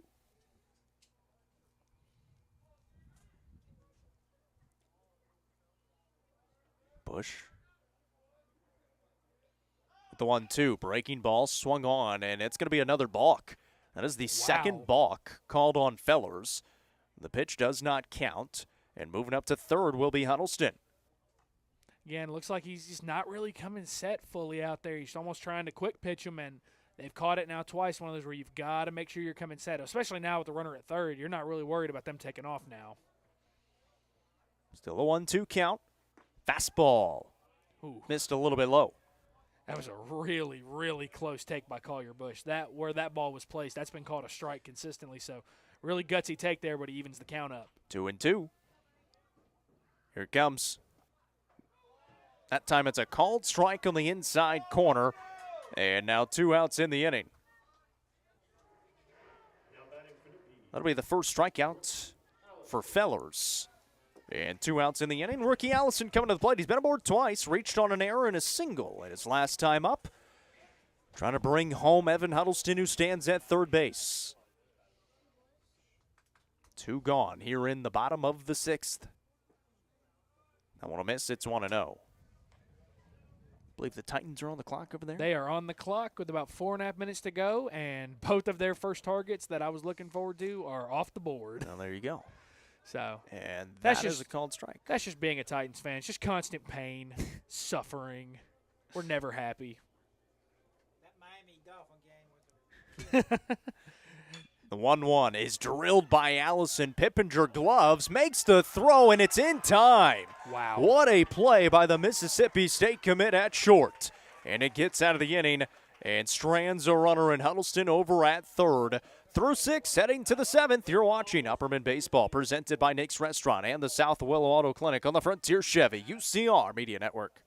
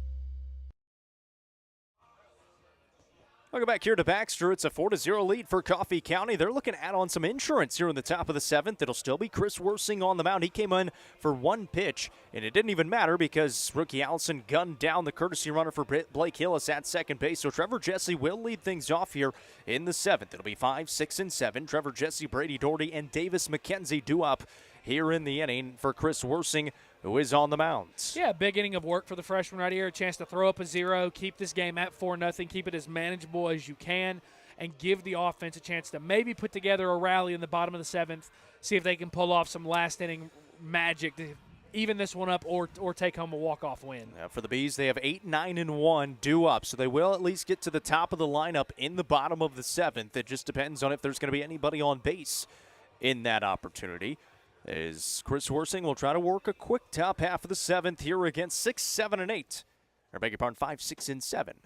Numbers are hard. They are. They even have a nice big arrow drawn over. I know. Who put that there? Yeah, it's a lot of stuff going on. Bees 15 and 11 on the year, taking on Coffee County 12, 13 and 1. That one drilled left side. First pitch swinging by Jesse, and he puts it into the outfield grass. Yeah, good inside-out swing there. Ambushed the first pitch there. Didn't even give Worsing a chance to work ahead at all. But good swing there, gives them a base runner. And now Worsing again going to have to bear down and keep them from scoring because 4 runs already enough of a deficit for the Bees to have to climb out of. So it'll be Brady Doherty stepping to the plate.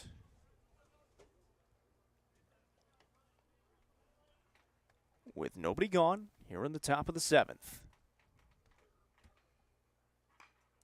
Bunt is put down, back up the middle. That's a good one. Worsing makes the throw to first, gets the out there. Nobody covering third, and now trying to get back there. The throw is errant, and now moving up to third. And they are going to give him an extra base as well at home as the throw went out of play. So another run across. There is the insurance run. As Doherty put the bunt down, he was out. And then Alec Wilson trying to throw it over to third. Could not make a good throw. It goes out of play. An extra base is awarded to Jesse. He scores. and it's now 5-0. Yeah, just an unfortunate, unforced error there from the Bees. As again, it was going to be a runner on second with one out, as it looked like he was going to put on the brakes and go back to second, but an error gives up the run. So one gone in the inning. An error on the play. Davis McKenzie is at the plate. He's 0 for 2 so far. The count goes to 1-1. They announced that pick yet? They're about to. They take the Alabama guy. Oh, they took J.C. Latham. Oh, well, hey, it's a tackle. I'll take it. 1-1. I like that.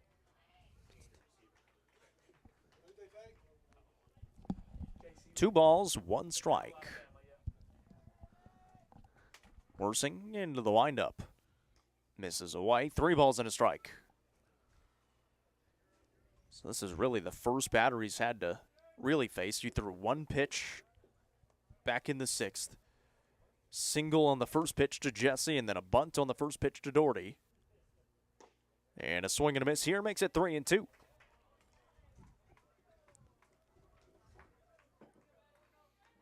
Trying to work the second out of the inning.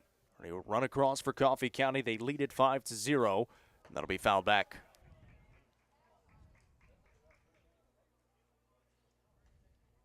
Some people think he like him more than all. Once again, Upperman will finish with station camp on Saturday, Mount Juliet on Monday. Coffee County is going to host Franklin County coming up tomorrow. For us, it'll be in Smithfield, DeKalb County and Macon County action. Comes the payoff. And that'll be called strike 3. It is a drop third. He's able to tag him out, and it's a Birdie's Lounge strikeout for Chris Worsing on the mound, his first. Second out of the inning. Yeah, good comeback there after falling behind 3-1 to that batter. Good job of working his way back, getting the strikeout there, and Ricky Allison applies the tag to get the second out here. So the right fielder, who I believe moved to center field, Trey Turner, will step to the plate. He's 0 for 2 with a strikeout and a flyout so far, and swings at the first pitch, 0-1. 2 gone here in the top of the 7th. The Bees going to need at least 5 coming up in the bottom of the inning.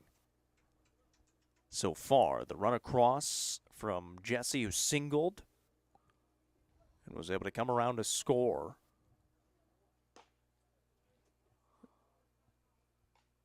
That one missed, and it's 1-1.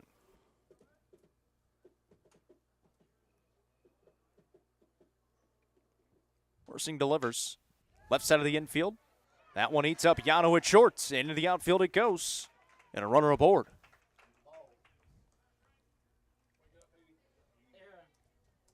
I'll rule that one an E6. Second error here in the inning.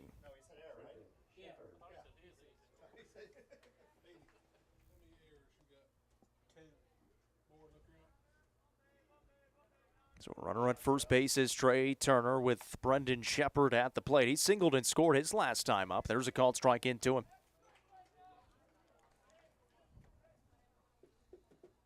Two outs in the inning with a runner on first.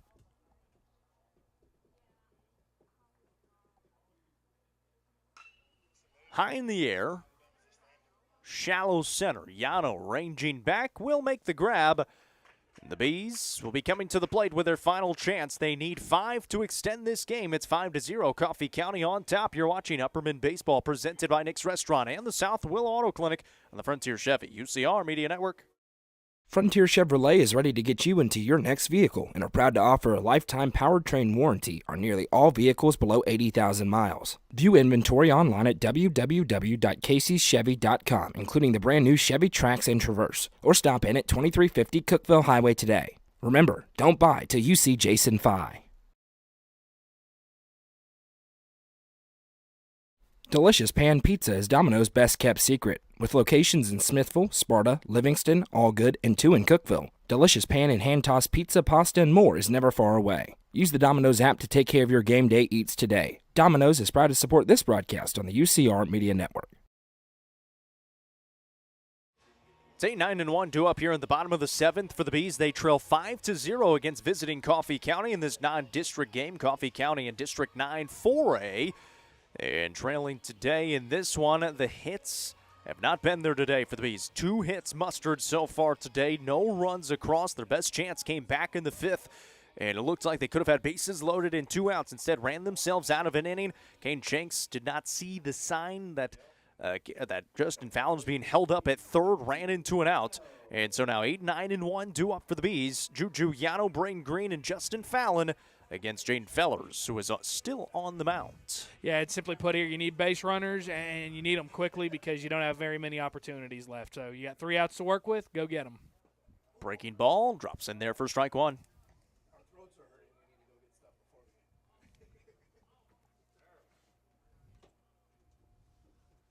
Swing and a miss, and it's quickly 0-2 on Juju Yano, who is looking for his first trip down to first today. Popped out in the 2nd, struck you out in the 5th. That one misses low. The count goes to 1 ball and 2 strikes.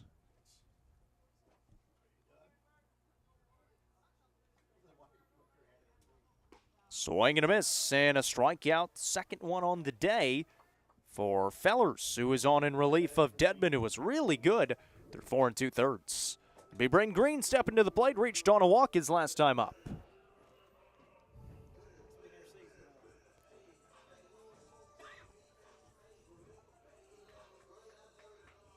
Green, the 9 batter in the lineup, will step to the plate. The DH today, DH for Wyatt Curtis to start the game.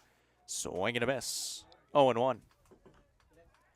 They're looking for base runners. Yano was sat down on strikes. Green, seeing what he can do. The 0-1.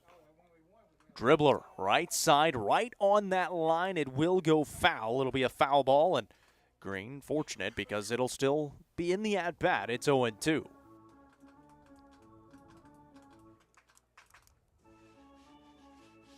One gone in the inning. The Bees need at least 5 runs here in the bottom of the 7th.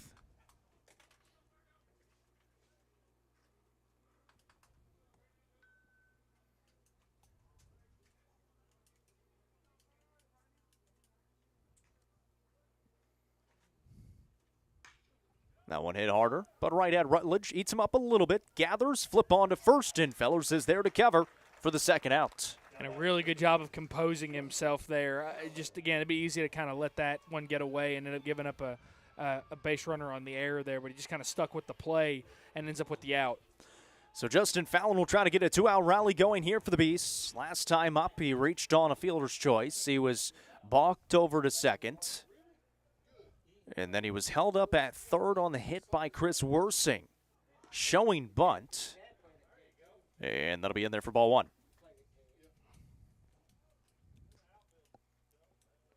Jacob, you want the surprise of the night? Sure. Former Hoosier Michael Penix Jr., 8th overall to the Falcons. There you go. There you go. Asked to leave the University of Tennessee because he wasn't good enough. By who? What coach? A lot of press box chatter tonight. 2-0. Misses, and it's 3-0 now. Yeah, Penix was a really good college player. Dealt with a lot of injuries, so I wonder if that catches up to him at the NFL level. Comes the 3-0 to Fallon. That one will be a called strike.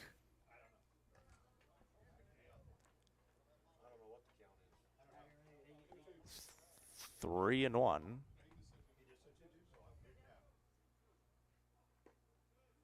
Okay, now it's 3-2. We all had the count wrong.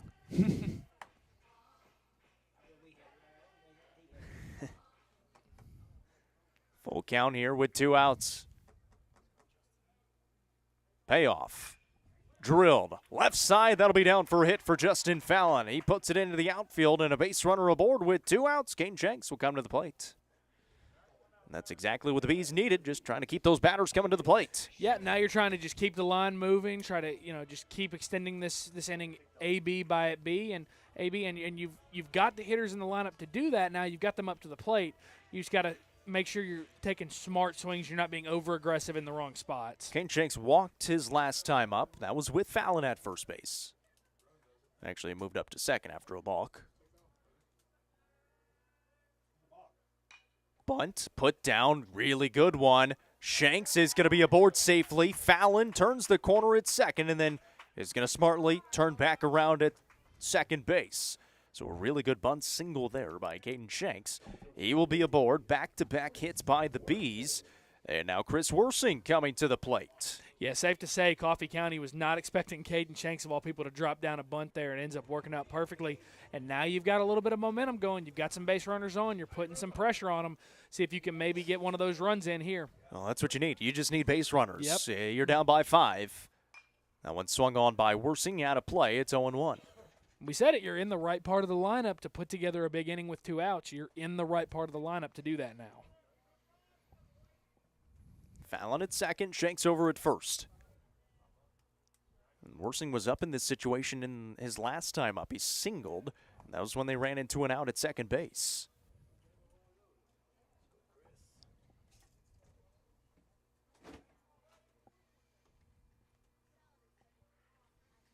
The 1-1.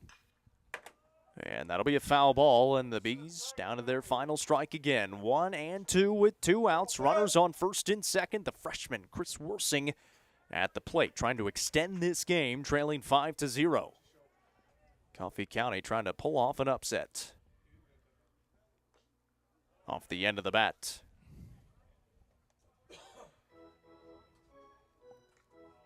Coffee County lost this game last year 11-1. Committed 5 errors in the field. 8 unearned runs came across for the Bees in that win. Comes the 1-2. That one is hit. Right side looking for the gap. That one will be down. Fallon will score. Shanks is going to be held up at third. And Worsing keeps it going for the Bees. The first run across for Upperman tonight comes in the bottom of the 7th. And again, just kind of flares that one out into right center field. They're just out of the outstretched glove and is able to find grass. Now 5-1. Game not over just yet. Upperman's got a little bit of a rally cooking now. So Alec Wilson will come to the plate with a run across, as that tying run is now in the on-deck circle at least. And you can kind of see it. Runners on the corners. Shanks with a ton of speed at third. You've got Worsing over at first. And Alec Wilson at the plate. The RBI single for Chris Worsing. There's a called strike in there for Worsing. Was his 19th run driven in on the season.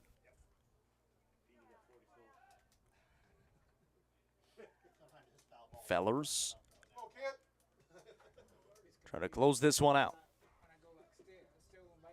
Comes the 0-1. That'll miss away. It's 1-1. Wilson been aboard once. He walked back in the 4th. Other than that, he's got a fly out and a line out.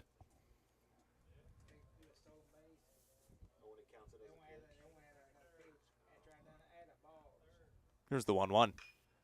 Popped up. In the infield, couple of different players, and almost overrunning it was the third baseman, but making the grab from third base is Davis McKenzie for the final out.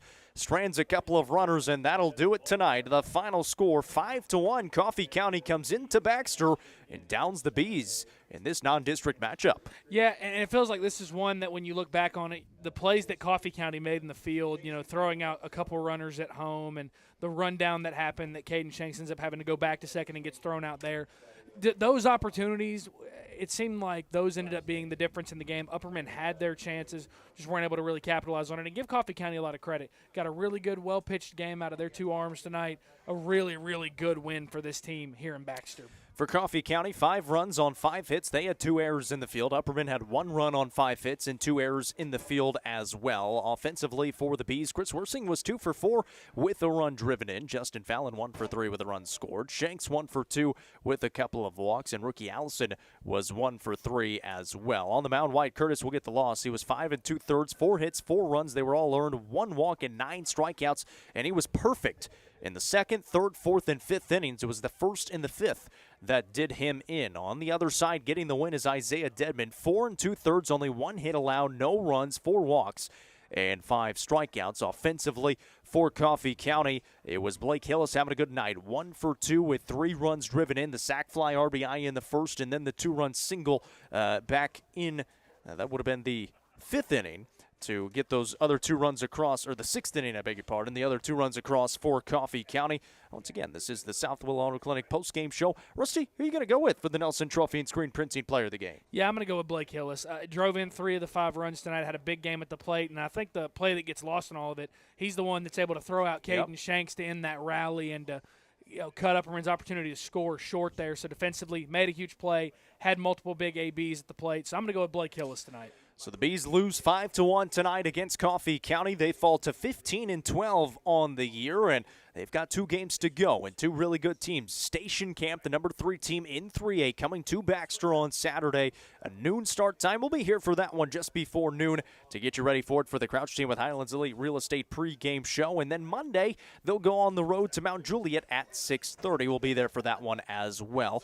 Tune in to Rusty and I tomorrow. We'll be in Smithville, DeKalb County taking on Macon County in a fun non-district game, as we'll have more baseball coming up before we get to the district tournaments starting next week. That's going to do it for us tonight. For Rusty Ellis, I'm Jacob Vincent saying so long from Baxter. The Bees fall to Coffee County by a final score of 5-1.